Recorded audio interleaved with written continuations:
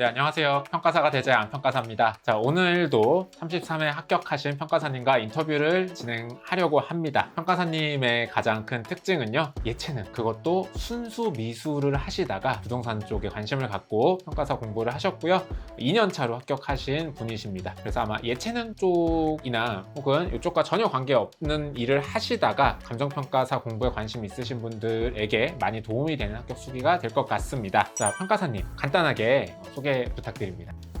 안녕하세요. 33회 합격하게 된 정지인입니다. 저는 95년생으로 28살이고 홍익대학교 조속과 졸업하고 공부를 하였습니다. 이번에 점수는 어떻게 나오셨어요? 이번에 실무 54.5점, 이론 42점, 법규는 62.5점입니다. 평균 점수가 평균 점수가 53점입니다. 네, 준수한 점수로 합격을 하셨군요. 평가사님, 근데 혹시 고등학교도 예체능 나오셨나요? 네, 저는 고등학교도 개원예술고등학교 졸업하였습니다. 그러면은 수학 같은 것도 좀 많이 안 했을 것 같은 느낌이 드는데 어쨌든 이렇게 수학에 자신 없으신 분들에게도 많이 도움이 될 것 같습니다. 자, 일단 맨 처음부터 시작해 볼게요. 시험에 도전하시게 된 계기가 궁금한데요. 감정평가사는 어떻게 알게 되셨어요? 저는 홍익대학교 재학 시절 게스트하우스를 운영을 하였었는데요. 그때 이제 부동산을 처음 접해서 조금 더 부동산에 대해서 공부를 해보고 싶다라는 생각은 막연하게 가지고 있었습니다. 졸업을 하고 취업 걱정을 하던 차에 부동산 관련 공부를 좀 해볼까라는 생각이 들었고, 부동산 관련 자격증 중에 가장 어렵다는 시험으로 명성을 들어서 그래서 한번 도전을 해보고 싶다는 생각을 하게 되었습니다. 게스트하우스 했던 게 감정평가사 결정하는 데 영향을 미친 것 같은데 구체적으로 조금만 더 설명해 주실 수 있나요? 저는 게스트하우스 이전에 이제 홍대 근처에 자취를 하게 되면서 월세방을 많이 알아봤었는데요. 그때 알아봤던 가격이랑 비슷한 위치에 있는 매물이어도 게스트하우스를 한다 하니까 이제 금액이 굉장히 많이 바뀌더라고요. 그래서 그 부동산에 대한 가치가 얼마가 될까라는 궁금증을 하게 되었고, 그러다 보니 감정평가라는 것을 알게 되었습니다. 그리고 또 궁금한 거는 그래도 예체능 쪽을 공부를 하셨는데 거기서 너무 다른 방향으로 꺾은 계기가 궁금하거든요.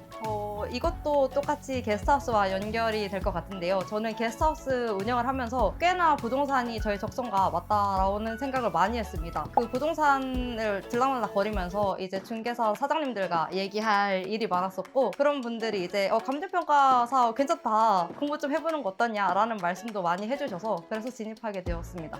알겠습니다. 혹시 그 예체능 쪽에서 이제 다른 친구들은 다 이쪽 가는데 나 혼자 이렇게 다른 길을 가는 거에 대해서 불안한 건 없으셨어요? 제 친구들을 보면 미술을 했다고 해서 굳이 직업까지 미술로 연결을 하지는 않는 것 같습니다. 제 주변에서 변호사인 친구도 있고, 저 같은 경우도 감정평가사가 되었고, 뭐 취업을 한 친구도 있고, 좀 되게 다양하게 업종에 분포가 되어 있어서 그거는 별로 개의치 않았던 것 같습니다.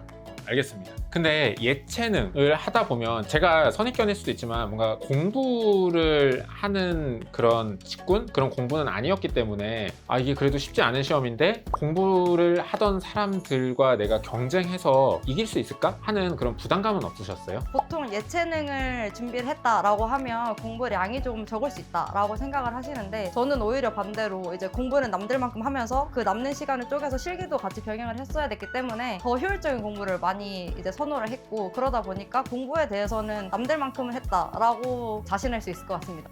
예체능도 공부 안 한 건 아니다. 네, 그쵸. 그러면은 언제 감정평가사 해야겠다라고 결정을 하셨나요? 일단 졸업 후에 어떤 일을 해볼까라고 생각을 하게 되었고, 그 시기에 코로나로 인해서 당분간 이제 외부 활동도 중단되는 상태였고 아무것도 할 수 없는 그런 상태였습니다. 그래서 취업을 준비를 하더라도 1, 2년 정도 취업의 준비 기간이 필요했고, 1, 2년 정도 취업 준비를 해서 다른 기업에 입사를 하기보다는 한 1, 2년 정도 더 열심히 남들의 몇 배를 공부를 해서 자격증을 한번 따보자 라는 생각으로 한 4월 정도 고민을 하기 시작했고 5월에 진입했습니다. 그냥 취업 활동의 일환으로 자격증을 공부하셨군요. 네, 그렇죠. 알겠습니다. 자, 그러면은 20년 5월이었던 것 같네요. 그때 선택하시고 이거 해야겠다라고 하시고 처음에 하신 일은 뭔가요? 일단은 저는 주변에 감정평가사가 없었을 뿐더러 감정평가사라는 이 자격증에 대해서 정보를 얻기가 굉장히 어려웠습니다. 그래서 구글링을 통해서 최대한 많은 자료를 좀 수집을 하려고 했고요. 유튜브 채널에 안평가사님 채널을 조금 많이 적극적으로 활용하면서 이제 정보를 좀 취합을 많이 했었습니다. 그리고 구글링을 하던 중에 이제 감정평가를 공부하는 학원들을 알게 되었고, 학원 상담을 하면서 좀 정보를 많이 얻을 수 있었습니다. 알겠습니다.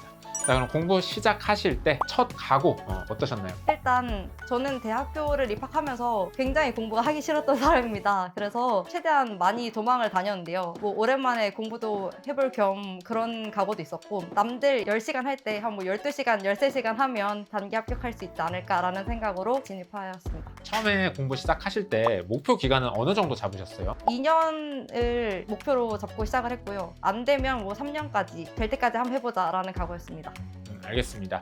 그 다음으로 평가사님 공부하셨던 전체 기간을 좀 크게 나눠서 어떻게 공부하셨는지 얘기를 듣고 싶은데요. 맨 처음에 5월에 진입하셨으니까 1차만 하기에는 조금 기간이 길었죠. 네, 그래서 저는 5월에 일단 2차를 먼저 선행을 하였습니다. 그래서 한 8월 정도까지는 실무 기본 이론을 원래 중점적으로 하려고 했고, 조금 더 여유가 생겨서 이제 법규 행정법 정도 기본 이론을 수강을 하였습니다. 그러면은 동차를 노리고 2차를 들으신 건가 봐요? 아니요, 그거는 아니었습니다. 왜냐면 학원 상담을 갔었을 때 동차는 이제 진짜 운이 좋아야 하는 거다, 동차를 목표로 삼으면 좀 위험할 수 있다라는 얘기를 많이 들었기 때문에 안정적으로 2년차에 합격한다라는 마음가짐으로 임했습니다. 알겠습니다. 그럼 5월에서 8월까지는 실무 법규를 듣고 9월부터는 1차를 시작하셨나요? 네, 9월 초에 경제를 시작으로 회계, 민법, 감감법, 부동산 학원론 순서로 같이 시작을 하였습니다. 12월 초까지는 그래도 실무 문제를 꾸준히 풀면서 같이 2차를 병행하고자 했습니다. 그러면은 1일차 병행하시다가 1차만 하시기 시작한 건 언제부터예요? 1차만 시작한 거는 문제풀이를 들어가면서 1차의 비중을 조금씩 늘려나갔고, 한 1월 정도쯤부터는 1차만을 집중적으로 공부하였습니다. 그러면은 1차 시험 전까지는 넉넉하게 병행은 중지하고 1차에만 좀 보수적으로 준비하신 것 같습니다. 1차 끝나고 나서 이제 본격적으로 2차를 공부하셨을 것 같은데, 그 이후로는 공부를 크게 어떻게 하셨나요? 1차 시험을 보고 나서는 이제 개별 스터디 원들이랑 갑자기 동차 바람이 불어서 동차를 열심히 준비를 해봤습니다. 이후에 2차 시험 초시를 치르고 나서는 그냥 꾸준히 무난하게 커리큘럼을 따라갔던 것 같습니다. 알겠습니다. 얘기를 듣다 보니까 1차 끝나고서 갑자기 동차 바람이 불어서 동차 준비하신 거 어떻게 하셨는지 좀 궁금한데요. 그건 이따가 2차 과목 얘기할 때 얘기 들어보도록 하겠습니다.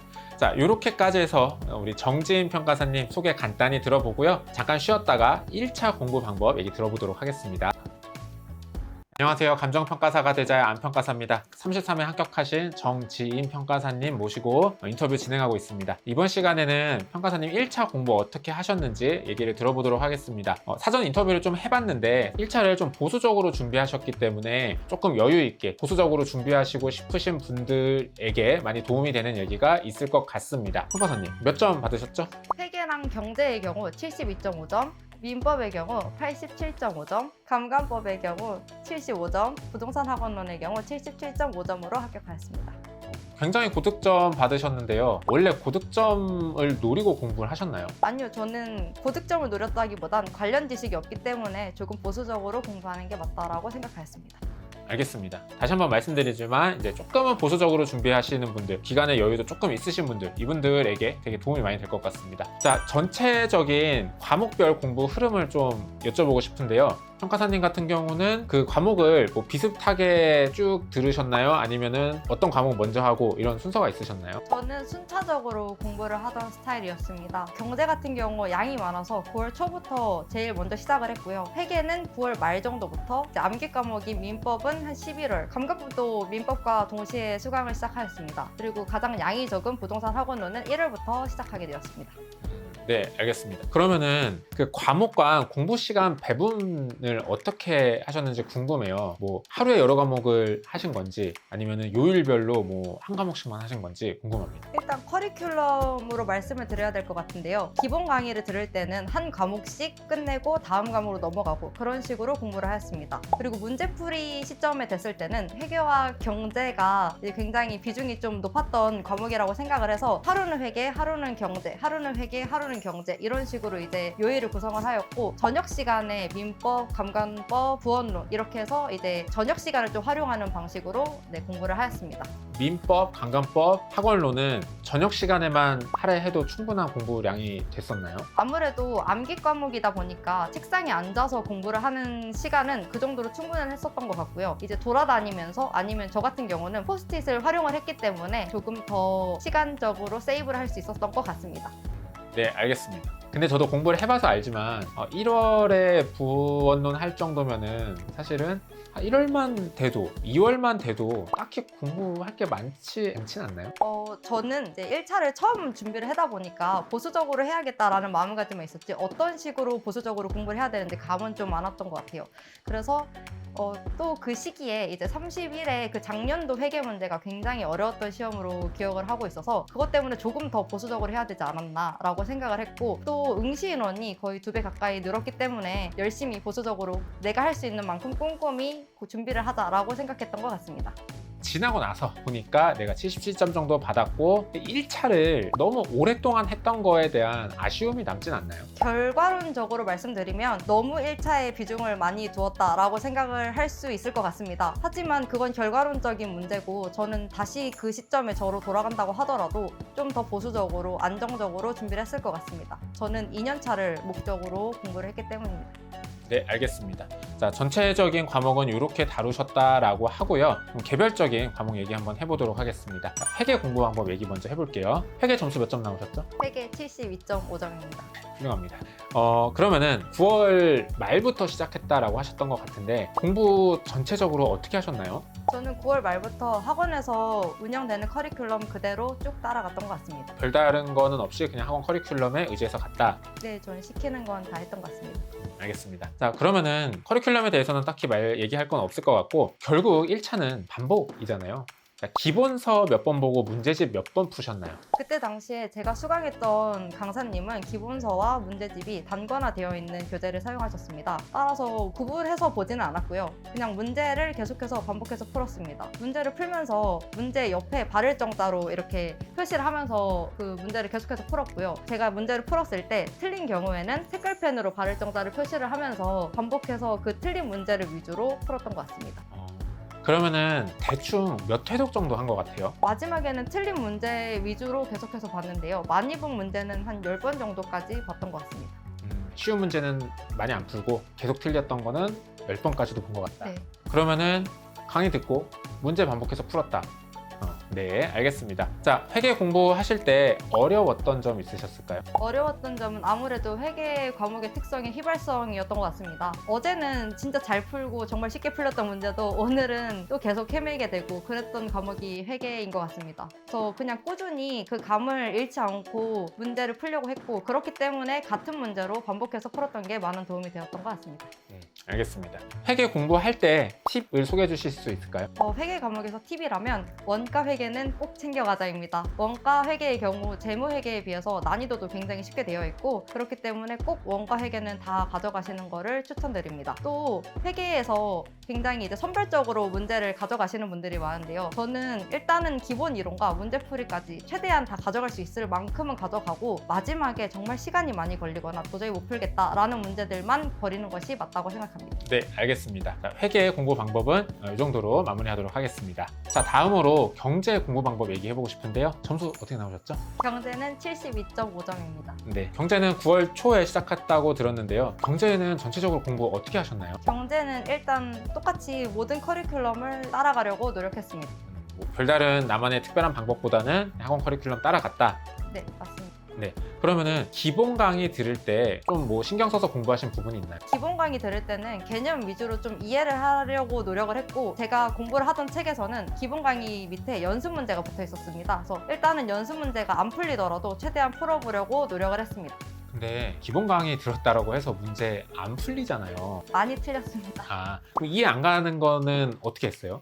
일단 그 해당 파트의 연습 문제를 풀고 다음 강의를 들으면 또 그 강사님께서 당연히 기본 강의를 듣고 오는 문제가 안 풀리는 거다. 경제는 문제풀이 강의부터가 시작이다. 라는 말씀을 해주셔서 원래 그런가 보다 생각하고 그냥 넘어갔습니다. 알겠습니다. 자, 그러면은 그 다음으로 문제풀이 강의 들을 때 이때는 어떤 식으로 공부하셨어요? 해당 파트의 기본서를 빠르게 한번 보고 그리고 다시 이제 문제로 돌아와서 그걸 적용해 보려고 반복해서 풀었던 것 같습니다. 그러면 경제도 결국 문제집 반복해서 푸신 건데 몇 회독 정도 하셨나요? 회독수를 정확하게 말씀드릴 수는 없지만 일단 틀린 문제 위주로 해서 많이 봤고 많이 풀었던 문제는 회계처럼 한 10번 정도 풀었던 것 같습니다. 그리고 가끔 경제 보면은 좀 어떤 유형이나 이런 문제풀이 방법을 서브 만드시는 분들도 종종 있는데 그렇게는 안 하셨나요? 따로 서브를 만들지는 않았습니다. 문제 풀이가 중요하다고 생각해서 그냥 틀린 문제 위주로 반복을 했습니다. 알겠습니다. 그리고 문제 푸신 루틴은 아까 회계 때 잠깐 얘기해 주신 것 같은데 하루 회계만 그리고 하루 경제 네. 이렇게 하신 걸로 보면 될까요? 네, 맞습니다. 네, 알겠습니다. 그 다음으로 경제 공부하실 때 어려웠던 점 여쭤보고 싶은데요. 아무래도 이제 전공상 미적 같은 거는 안 배우실 텐데 경제에서 미적도 나오고 그래프도 많이 나오잖아요. 요거는 어떻게 하셨어요? 저도 처음에는 미적분을 따로 공부를 해보지 않은 사람이라서 좀 걱정을 많이 했었습니다. 근데 유튜브에 검색을 하니까 5분 만에 친절히 설명을 해주시더라고요. 그래서 그거 보고 익히고 문제 푸는 데는 지장이 없었던 것 같습니다. 생각보다 그렇게 미적을 모르거나 그래프를 많이 안 다뤄봤다고 해서 생각보다 지장은 별로 없나 봐요. 네, 전혀 문제가 되지 않았습니다.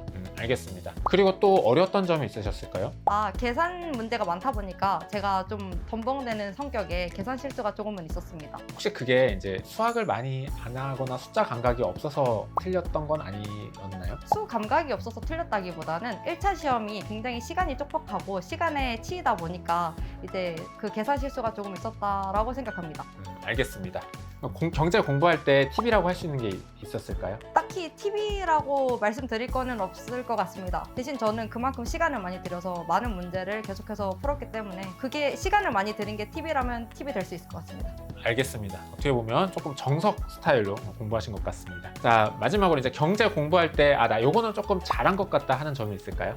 그래프 같은 경우는 일단 암기를 해야 된다라고 생각을 합니다. 이해가 바탕이 되고 일단은 암기가 돼야 시험장에서 빠르게 풀 수 있기 때문에 암기가 중요하다고 생각하였고, 그래서 포스트잇을 활용해서 그래프를 크게 그려놓고 벽에 붙여놓고 그걸 반복해서 보면서 좀 익숙해졌던 것 같습니다. 외워야 하는 그래프들 많아서 그런 식으로 외웠다 이렇게 생각하면 될까요? 네, 맞습니다. 네, 알겠습니다. 자, 경제 공부 방법 얘기도 이렇게 하고요. 자, 그 다음으로 민법 공부 방법 얘기해 보도록 하겠습니다. 민법은 몇 점 나오셨죠? 민법은 87.5점 나왔습니다. 11월쯤에 시작하셨다고 아까 얘기하셨고, 제가 한번 먼저 얘기해 보겠습니다. 민법도 똑같이 기본 강의 몰아듣고 그냥 커리큘럼 따라가면서 무난하게 공부했다. 네, 맞습니다. 네, 알겠습니다. 어떤 스타일인지 이제 조금 알 것 같습니다. 자, 기본서랑 이제 문제집이 있을 텐데 몇 번씩 보셨나요? 기본서는 총 3회독 정도 한 것 같습니다. 기본 강의 들을 때 한번 보고, 그리고 이제 복습 차원에서 해당 파트를 그때그때 한 번씩 보고, 기본 강의가 끝나고 처음부터 끝까지 한번 총으로 회독을 돌렸던 것 같습니다. 기본서는 그냥 그때 잠깐 보고 안 본 느낌으로 보면 될까요? 네, 맞습니다. 그러면은 기본서 안 보고 뭐 보시는 건가요? 제가 수강했던 강사님의 핵심 요약집이 있었습니다. 그거를 꾸준히 계속해서 무한 반복을 돌렸습니다. 무한 반복이라고 하면은 몇 번 정도? 적어도 10번 이상은 무조건 본 것 같습니다. 책이 너덜너덜해졌습니다. 알겠습니다. 혹시 문제집은 따로 안 푸셨나요? 문제집을 풀었는데요. 문제집을 처음 풀 때 정말 실제 시험장에서처럼 시간을 재고 좀 풀어보고, 그리고 오답 노트를 했었습니다. 문제집에. 문제집의 오답 노트는 어떻게 하는 건가요? 문제집에 일단 답안이 되는 선지와 아닌 선지를 골라내고, 아닌 선지는 왜 아니었는지 그 밑에 논거를 바로 적었습니다. 다음에 문제 풀 때 그게 남아있잖아요. 그 다음부터 반복해서 볼 때는 문제를 새로 풀기보다는 그냥 여기서 이렇게 해서 틀렸구나 라고 확인하는 정도로, 눈으로 푸는 정도로 복습을 했습니다. 그러니까 문제집도 사실상 어떤 기본서처럼 문제를 푸는 용도가 아니라 어떤 내용을 학습하는 용도로 계속 반복해서 본 거군요. 네, 맞습니다. 혹시 회계 경제 문제집 풀 때도 이런 식으로 하셨나요? 아니요, 회계 경제의 경우는 그 기와펜을 이용을 해서 항상 새로운 문제를 푸는 마음가짐으로 접했습니다. 그리고 민법 과목의 경우 암기 과목이기 때문에 굳이 새로운 문제를 반복해서 볼 필요는 없다라고 생각했습니다. 알겠습니다. 그러면은 핵심 요약집을 10번 넘게 보고 틈틈이 문제집 한번 푼 거를 계속 반복해서 보면서 1차 시험을 준비했다고 보면 될까요? 네, 맞습니다. 알겠습니다. 자, 민법 공부하실 때 어려웠던 점은 뭐가 있었나요? 다 줄글로 되어 있기 때문에 꼼꼼히 보지 않으면 이제 놓치는 부분이 좀 많았습니다. 그래서 시간적 여유를 조금은 가지고 민법에 충분한 시간을 할애했던 것 같습니다. 시험장에서 실제 문제 풀 때 조금 천천히 시간을 확보를 해놓고 풀었다라는 건가요? 네, 맞습니다. 경제랑 같은 시간에 문제를 풀기 때문에 최대한 경제에 시간을 많이 확보를 하려고 처음에는 노력을 했는데요. 그러다 보니까 민법에서 실수를 많이 하게 되었습니다. 그래서 민법의 경우 시간을 충분히 주고 거기에 내가 맞출 수 있는 문제는 무조건 맞춘다라는 생각으로 시간 배분을 하였습니다. 혹시 민법이랑 경제 시간 배분 어떻게 하셨는지 기억나시나요? 그것까진 기억하지 못하고 있습니다. 그러면 민법의 시간을 충분히 줬다고 해도 경제를 더 많이 주기는 했다? 네, 그럼요. 알겠습니다. 자, 그럼 마지막으로 민법 공부하실 때 공부 팁이 있다면요? 문제풀이를 하고 바로바로 오답 노트를 만들었던 것 같습니다. 문제집을 오답 노트화해서 그걸 이제 기본서화, 서브화 했던 게 가장 잘한 장점인 것 같습니다. 지금 오답 노트를 사실은 별도로 만든 건 아니고 그 문제집에 다 표시를 하고 해설을 주석을 달아놓고 이렇게 했다. 네, 맞습니다. 근데 그렇게 공부하면 좀 새로운 문제를 푸는 재미는 없잖아요. 사실 저는 문제를 푸는 재미라기보다는 그걸 암기해야 될 대상이라고 생각을 했기 때문에 그렇게 생각이 들진 않았습니다. 네, 알겠습니다. 자, 이렇게 민법 얘기 마치도록 하겠습니다. 그 다음으로 감관법 얘기 한번 해보겠습니다. 감관법 몇 점 받으셨죠? 감관법 75점 받았습니다. 네, 감관법은 아까 11월에 민법이랑 같이 시작하셨다고 했는데 뭐 기간적으로는 좀 여유 있게 시작을 하신 것 같아요. 물론 감관법도 커리큘럼 따라서 쭉 다 따라갔다. 감관법은 커리큘럼을 모두 따라가지는 않았습니다. 기본 강의와 핵심 요약 강의, 마지막 마무리 강의 정도로 수강했던 것 같습니다. 문제풀이 강의는 안 들으신 거네요. 네, 문제풀이 강의도 별도로 듣지 않았고 문제집도 2, 3일 풀다가 안 풀었습니다. 암기가 더 중요하다고 생각했습니다. 문제 풀어봐야 어차피 내가 암기했냐 안 했냐 싸움이기 때문에 암기에만 집중하신 건가 봐요. 네, 맞습니다. 그러면 암기는 어떻게 하셨나요? 그때도 포스트잇을 활용해서 그냥 자주 보는 방식으로 암기하였습니다. 포스트잇을 활용했다는 걸 조금 더 구체적으로 설명해 주실 수 있나요? 포스트잇에 외워야 될 두 문자를 위주로 좀 강조해서 써놓고 이제 공부가 안 될 때 그 방 안을 좀 걸어 다니면서 이제 벽을 보면서 그 두 문자를 외우고 그 두 문자가 어떻게 이제 해석이 되는지 그걸 한번 생각해보고 그런 식으로 자주 이제 생각을 해보려고 떠올리려고 노력했습니다.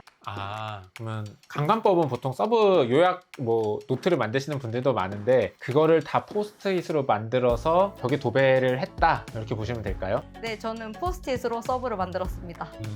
알겠습니다. 평가사님 포스트잇 붙인 사진은 제가 지금 같이 띄워드려 보도록 하겠습니다.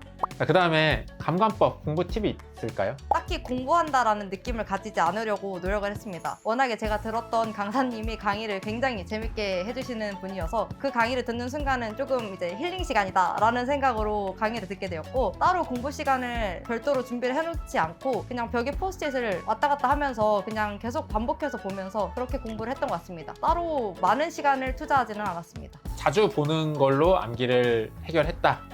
그리고 그 자주 볼 때는 벽에 붙여놓은 포스트잇으로 해결했다. 맞습니다. 네, 알겠습니다. 자, 감관법 얘기는 이렇게 하도록 하겠습니다. 자, 그 다음으로 우리 마지막 부원론 얘기 한번 해보도록 합시다. 부원론 점수는 어떻게 나오셨나요? 점수는 77.5점입니다. 부원론도 1월부터 시작하셨다고 하셨는데 일반적으로는 조금 일찍 여유 있게 시작하신 것 같아요. 부원론도 마찬가지로 학원 커리큘럼 따라서 쭉 다 들으셨나요? 아니요, 부동산 학원론의 경우는 기본 강의만 수강하고 나머지는 수강하지 않았습니다. 왜요? 다른 과목에 비해서 일단 공부량이 적은 과목이기도 했고 다들 부동산 학원론은 가볍게 공부하는 것 같아서 저도 그렇게 따라했습니다. 그러면 기본 강의 듣고 어떻게 공부하셨어요? 기본서나 문제집 이런 거 어떻게 보셨어요? 요약집을 중심으로 한 두세 번 정도 회독을 하고 이것도 마찬가지로 포스트잇에 정리를 해서 벽에 붙여놓고 자주 그냥 암기를 한다라는 관점으로 접근했습니다. 알겠습니다. 학원론 공부하면서 어려웠던 점이 있었을까요? 어려웠던 점은 따로 없었던 것 같습니다. 왜 어려운 게 없죠? 공부의 절대량이 좀 적었던 것 같습니다. 제 체감으로는 이 과목도 마찬가지로 암기 과목이었음에도 불구하고 감관법의 한 10분의 1 정도도 안 됐던 것 같습니다. 양 자체가 좀 적은 과목이군요. 네. 자, 학원론 할 때 좀 공부 팁이 있을까요? 2차 이론 과목과 조금 연결성이 짙은 것 같습니다. 따라서 2차를 미리 하신 분이라면 조금은 수월하게 접근하실 수 있을 것 같습니다. 그러면 반대로 학원론 공부를 좀 쉽게 하려고 이론을 미리 듣는 거는 어떻게 생각하시나요? 시간적 여유가 있으시면 어차피 2차를 들어야 하는 입장이니 2차를 선행하는 것도 나쁘지는 않은 것 같습니다. 다만 1차 공부를 위해서 2차 이론을 듣는 것은 조금은 주객이 전도된 느낌이 있는 것 같습니다. 네, 알겠습니다. 시간이 없으면은 굳이 그렇게까지 들을 필요는 없다. 이런 얘기죠. 네, 이렇게 해서 각 과목 공부 팁들 간단하게 살펴봤는데요. 마지막으로 이제 1차를 공부하시는 분들에게 좀 해주고 싶은 얘기가 있다면요? 1차 과목의 특성을 좀 이해를 해야 될 것 같습니다. 1차 과목은 객관식이다 보니까 오답 선지를 빠르게 소거해 나가는 것이 좀 중요할 것 같습니다. 예를 들어서 5가지 선지 중에 3가지는 굉장히 쉽게 소거해 나갈 수 있고 헷갈리는 2가지 선지가 남을 텐데 그 2가지를 많은 고민을 하지 않고 결정을 하는 것이 조금 중요할 것 같습니다. 알겠습니다. 그러면 보통 2개가 남으면 헷갈려서 남은 건데 이럴 것 같은 거다 이렇게 빨리 고르라는 얘기인가요? 고민을 하는 거는 좋지만 많은 시간을 소요하는 건 조금 절대적으로 지양해야 될 것 같습니다. 굉장히 시간 관리가 중요한 시험이기 때문입니다. 그러면 또 시간 관리와 관련해서 또 다른 해주실 얘기가 있을까요? 저 같은 경우는 문제 고민 없이 풀기 위해서 문제집을 받고 문제지를 확인하는 그 순간부터 제가 풀 수 있는 문제와 풀 수 없는 문제를 풀 수 있더라도 시간이 조금 많이 소요되는 문제를 구분을 해서 X표, 세모표 이런 식으로 표시를 먼저 해놓고 문제 들어갔던 게 좀 시간 관리에 도움이 됐던 것 같습니다. 그러면은 그렇게 표시해놓고 세모랑 X는 뭘 어떻게 해요? 일단 우선적으로 아예 아무 표시 안 되어 있는 문제를 먼저 풀고 그러고 나서 세모 표시되어 있는 문제를 풀기 시작했습니다. 만약에 시간 내에 세모 표시된 문제까지도 다 건드렸다라고 하면 X 표시된 문제를 조금은 풀 수 있을 것 같은 문제를 우선적으로 좀 해결을 하려고 노력했습니다. 시간을 안정적으로 관리하는데 되게 좋은 팁 같습니다. 네, 이렇게 해서 우리 정지임 평가사님과 1차 공부 방법 얘기 들어봤습니다. 잠시 쉬었다가 2차 실무 공부 방법 얘기 해보도록 하겠습니다.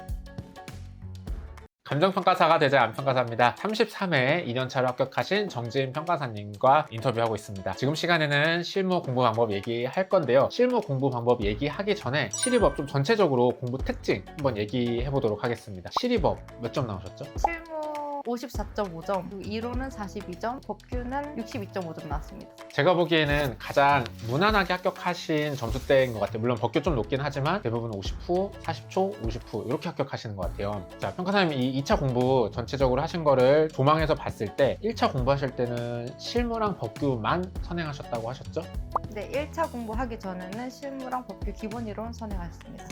1차 시험 합격하시고 2차 시험 보기 전에 그때는 어떻게 공부하셨어요? 그때 갑자기 개별 스터디원들과 동차를 좀 준비를 해보자 라는 생각이 들었습니다. 그래서 바로 기본 이론도 안 들은 상태에서 3기 스터디를 수강하였습니다. 기본 강의도 안 듣고 상기 스터디 다닌 거는 일반적인 것 같지는 않은데요. 이 방법이 좀 도움이 많이 되셨나요? 처음에는 답안 작성도 못했었는데 결과론적으로는 이 기간이 있었기 때문에 100분에 100점을 다 풀 수 있었던 것 같습니다. 그때 굉장히 많은 기본기가 급격한 향상을 했던 것 같습니다. 결과론적으로는 급격한 향상이 됐는데 그래도 이 시기에 그렇게 다니시는 분 없거든요. 도대체 어떻게 그렇게 갈 생각을 하셨어요? 1차 시험 직후에 개별 상담을 받았었는데요. 그때 평가사님이 실무가 이미 다 되어 있으면 동차 해볼 만하다. 3기 스터디 바로 안 가고 뭐 하고 있냐라는 말씀을 해주셨고 저는 당연히 가는 건 줄 알았습니다. 알겠습니다. 그럼 그렇게 3기 스터디를 다니시고는 어느 정도 실력이 되셨어요? 모든 논점과 모든 그 득점 포인트를 다 챙길 수는 없었지만 어떻게든 꾸역꾸역 100분에 100점 정도는 쓸 수 있었던 것 같습니다. 수시 볼 때? 네. 그러면은 일단 100분에 100점 다 쓰니까 그 이후부터는 그거를 조금씩 개선하는 식으로만 쭉 공부하면 됐었네요. 네, 그렇죠. 초시 이후에는 이제 답안의 퀄리티를 좀 높이는 데 중점을 뒀던 것 같습니다. 네, 알겠습니다. 어쨌든 기본 강의도 안 듣고 3기 스터디를 가서 급격하게 실력이 향상된 얘기는 차차 들어보도록 하고요. 일단은 실무부터 한번 얘기 시작해 보도록 하겠습니다. 실무는 몇 점 받으셨나요? 초시 때는 38점으로 꽈락이 났고요. 올해는 54.5점 받았습니다. 네, 그러면은 실무 공부 일단 디테일하게 얘기하기에 앞서서 전체적인 기간 어떻게 사용하셨는지 간단하게 설명해 주시겠어요? 처음에 이 시험에 진입하고 5월 정도부터는 실무 기본 강의를 들었습니다. 기본 강의 들으면서 문제집을 중요도를 선별해서 풀었던 것 같습니다. 그리고 1차 시험이 끝나고 나서는 이제 3기 스터디에 바로 투입이 되면서 조금은 빠르게 리마인드를 하면서 실전 연습을 많이 했던 것 같습니다. 이때 굉장한 실력이 많이 늘었습니다. 그리고 초시 이후에는 답안의 그 디테일을 높이기 위해서 서브도 작성을 하고 목차집을 기반으로 해서 오답 노트를 채워가면서 좀 논거도 풍부하게 써보려고 하고 시간을 줄여보려고 노력했던 것 같습니다. 알겠습니다. 제가 얘기를 들어봤을 때 크게 3단계 정도로 나눌 수 있을 것 같아요. 처음에는 선행했던 시기, 완전 초보 때 어떻게 준비하셨는지, 그리고 조금 특별했던 1단 3기 스터디에서 부딪히면서 공부는 어떻게 하셨는지, 그리고 그 이후는 답안 퀄리티 어떻게 올렸는지 세 부분으로 조금 더 구체적으로 얘기를 해보고 싶은데요. 맨 처음에 선행할 때 얘기를 좀 들어보고 싶습니다. 사실 똑같이 다들 얘기하는 게 문제 안 풀려요. 20점짜리인데 저 1시간 동안 풀고 있어요. 이런 얘기 하는데 평가사님 어떠셨어요? 저도 별반 다르지는 않았습니다. 처음에는 문제가 너무 안 풀려서 목차 위주로 이제 답안지를 보면서 공부를 했습니다. 답안지 목차를 보면서 왜 이런 목차가 그 다음 하위 목차로 들어갔고 목차 구성이 어떻게 되는지 그런 거를 생각하면서 답안지 위주로 공부를 했고, 두 번째 다시 풀 때는 풀어보고 막히면 다시 답안지를 펴보고 그런 식으로 반복을 했고요. 세 번째쯤 볼 때부터는 최대한 일단은 풀어보자, 그리고 답안을 맞춰보는 그런 방식으로 했었습니다. 그러면 이런 식으로 세 번째 공부하시고 최종적으로 선행하셨을 때는 몇 번 정도 문제집을 회독하셨고 그때는 어느 정도 실력까지 됐는지 궁금합니다. 그때 당시에는 인문 플러스라는 문제집으로 시작을 해서 그 문제집을 한 2회 정도 보고, 그리고 중급 문제로 넘어갔습니다. 중급에서 대표적인 문제를 위주로 다 6번 정도 풀었던 것 같고, 좀 지엽적인 부분은 이제 답안지를 보면서 한두 번 정도 풀었던 것 같습니다. 그러면은 그 정도 하고 나니까 어느 정도 실력이 되셨나요? 일단 시간은 당연히 맞출 수 없었고 많이 틀렸습니다. 그랬지만 어느 정도의 논점은 충분한 시간이 주어지면 해결할 수 있는 그 정도였던 것 같습니다. 뭔가 빨리는 못 풀지만 푸는 방법은 알고 있었다. 네. 알겠습니다. 자, 그러면은 선행은 여기까지 하고 일단 한 3개월 쉬고 1차 보고 오셨네요. 네, 맞습니다. 자, 그럼 그 다음에 이제 어떻게 보면 가장 하이라이트 파트, 아까 말씀하신 것처럼 시간 내는 절대 못 풀지만 대표 문제 같은 거는 그래도 좀 풀는 방법은 알고 계신 상태로 3기 스터디를 갔어요. 근데 어떻게 2달 만에 100분의 100점에 들어오는 실력을 만드셨는지 궁금합니다. 이거 3개월 동안 쉰 거 리마인드 하는데도 시간이 좀 걸리지 않으셨어요? 1차 끝나고 3일 프로젝트성 스터디를 참여를 했습니다. 그때 종합 문제집을 중심으로 빠르게 그 문제 분석을 3일 동안에 다 끝내보자 라는 그런 스터디였어서, 그때 문제를 다 풀지는 않았지만 이제 말을 하면서 문제 분석에 문제 자료를 어떻게 처리하고 목차는 어떻게 세울 건지 대략적인 가이드라인을 얘기를 많이 하면서 그 3일 동안 정말 많이 리마인드가 되었습니다. 그럼 그 이후로는 일주일에 한 번씩 100점을 꾸준히 풀다 보니까 저절로 시간 안에 들어왔다? 모든 논점을 다 맞추면서 100점을 다 풀어냈던 건 아니고요. 이제 큰 틀을 중심으로 해서 챙길 수 있는 것만 챙기자, 완주를 목표로 좀 달렸던 것 같습니다. 아, 그 논점을 다 하는 게 아니라 완주를 목표로 문제를 풀었다는 거, 요거를 조금 더 구체적으로 설명해 주실 수 있나요? 부수적인 서술은 조금은 제외하고 큰 기본적인 목차를 유지를 한 채 간단하게 빠르게 치고 넘어간다라는 느낌으로 일단은 문제를 푸는 데에 중점을 두었습니다. 알겠습니다. 자, 이렇게 해서 100분의 100점 완주하는 실력을 가지고 시험을 보셨는데 안타깝게도 38점. 근데 물론 그때 꽈락이 너무 많이 나온 어려운 해였기 때문에 뭐 그 정도 점수면은 아주 나쁜 거 같진 않습니다. 자, 그러면은 이제 그 정도 실력이면 일단 어떤 문제를 가져와도 기본적인 답안은 만들 수 있는 상태였고, 그 이후로 뭔가 계속 답안지를 업그레이드 했다라고 하는데 구체적으로 좀 어떻게 공부를 하셨던 건가요? 대부분의 수험생들이 그렇듯이 저도 매일 100점을 풀어보려고 노력을 했습니다. 그리고 이제 답안지의 퀄리티를 높여야겠다라는 생각을 했고, 그래서 목차집을 만들기 시작했습니다. 목차집을 만들면서 그 해당 유형의 문제 틀리는 부분을 오답노트에서 단권화 작업을 조금 했고요. 그리고 이제 써야 되는 그 멘트들, 논거들 같은 것들도 다 정리해서 목차집에 넣었습니다. 어떻게 보면은 이제 실무 서브 노트로 목차집을 만들었고, 그 목차집에는 답안에 디테일을 올릴 수 있는 것들을 다 때려 박았다. 그리고 그거를 외웠다. 네, 맞습니다. 알겠습니다. 어떻게 보면 답안지의 퀄리티를 올리는 데 중요한 역할을 한 게 목차집에 그 때려 박은 내용들일 것 같은데, 그거는 또 조금 이따 차차 얘기를 해보고요. 실무 문제를 하루에 100점씩 푸셨다고 했는데 어떤 문제들을 푸신 건가요? 일단 제가 수강하고 있는 강사님의 문제를 기본적으로 풀었고요. 그걸 반복해서 풀고 나서는 이제 그 강사님과 유사한 유형의 강사님 한 분 정도를 문제를 더 구해서 풀어봤습니다. 그러면은 메인 강사님의 문제를 다 풀고 이제 한 강사님 정도 더 정해서 그거를 반복해서 푼 건가요?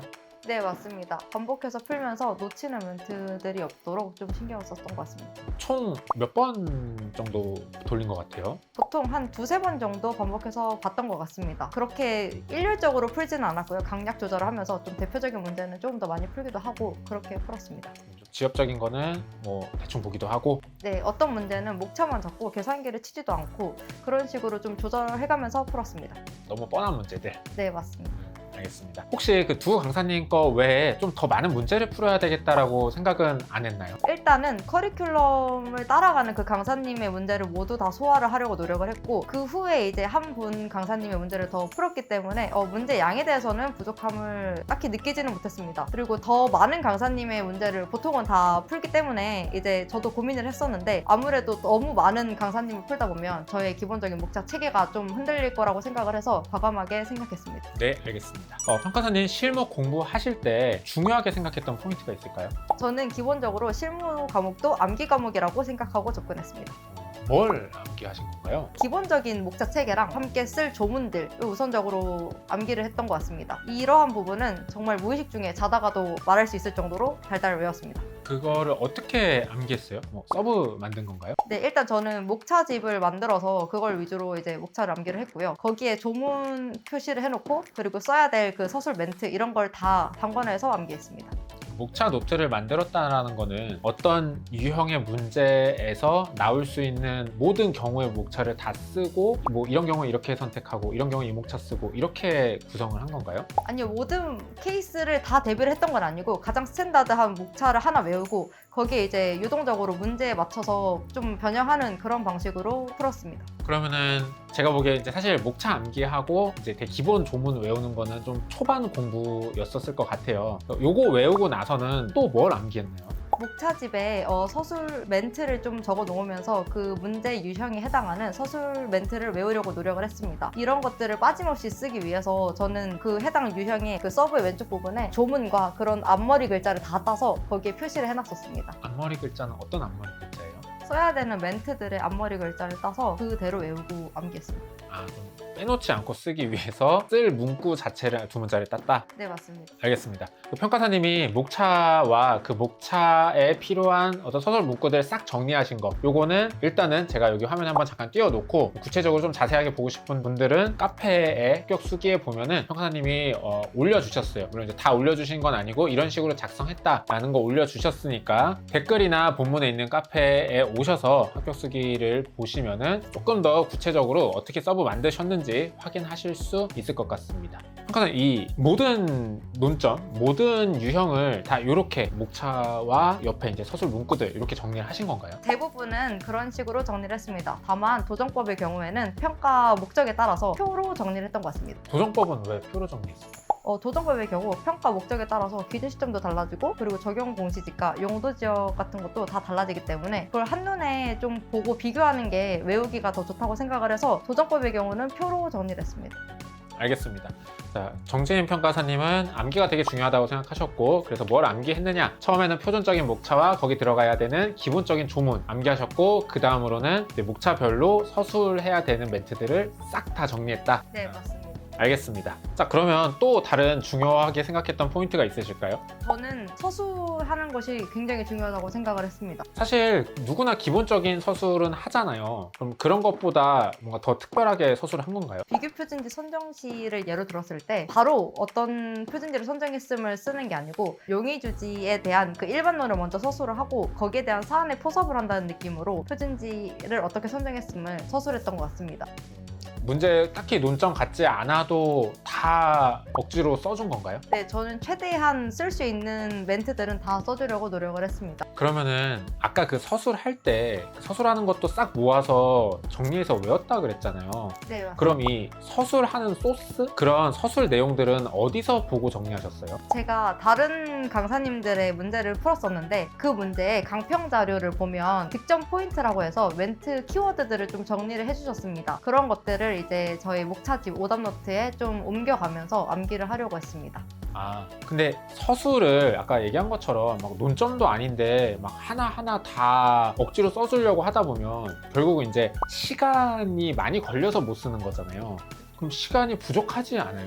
일단 문제에 따라서 조금 접근법이 달랐던 것 같은데요. 기본적인 문제의 경우에는 최대한 그 목차 체계랑 조문 같은 게 빠르게 암기가 되어 있으니까 거기서 시간을 좀 줄이고 서술을 많이 늘리려고 했습니다. 다만 이제 낯선 문제나 좀 처음 접하는 그런 시간이 많이 걸리는 문제의 경우에는 조금은 서술을 생략을 하고 문제를 푸는데 조금은 더 집중을 했던 것 같습니다.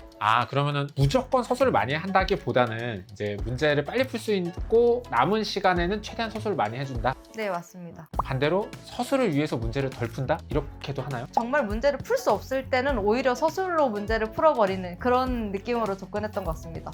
알겠습니다. 자, 이렇게 해서 실무에서 중요한 거 첫 번째는 암기, 두 번째는 서술. 얘기를 들어보면 두 개가 사실 이제 서술할 거를 암기했다라는 얘기도 되는 것 같기는 합니다. 자, 이렇게 해서 정지인 평가사님이 실무에서 중요하다고 생각하는 얘기 전해주셨습니다. 마지막으로 실무와 관련해서 수험생분들께 해줄 수 있는 얘기가 있을까요? 실무 과목도 다른 과목과 마찬가지로 암기 과목이라고 생각합니다. 따라서 암기를 소홀히 하지 않고 계속해서 꾸준히 봐가면서 조금씩 더 많이 외워나가고 그렇게 하는 것이 답안지 퀄리티를 높이는데 많이 도움이 된다고 생각합니다.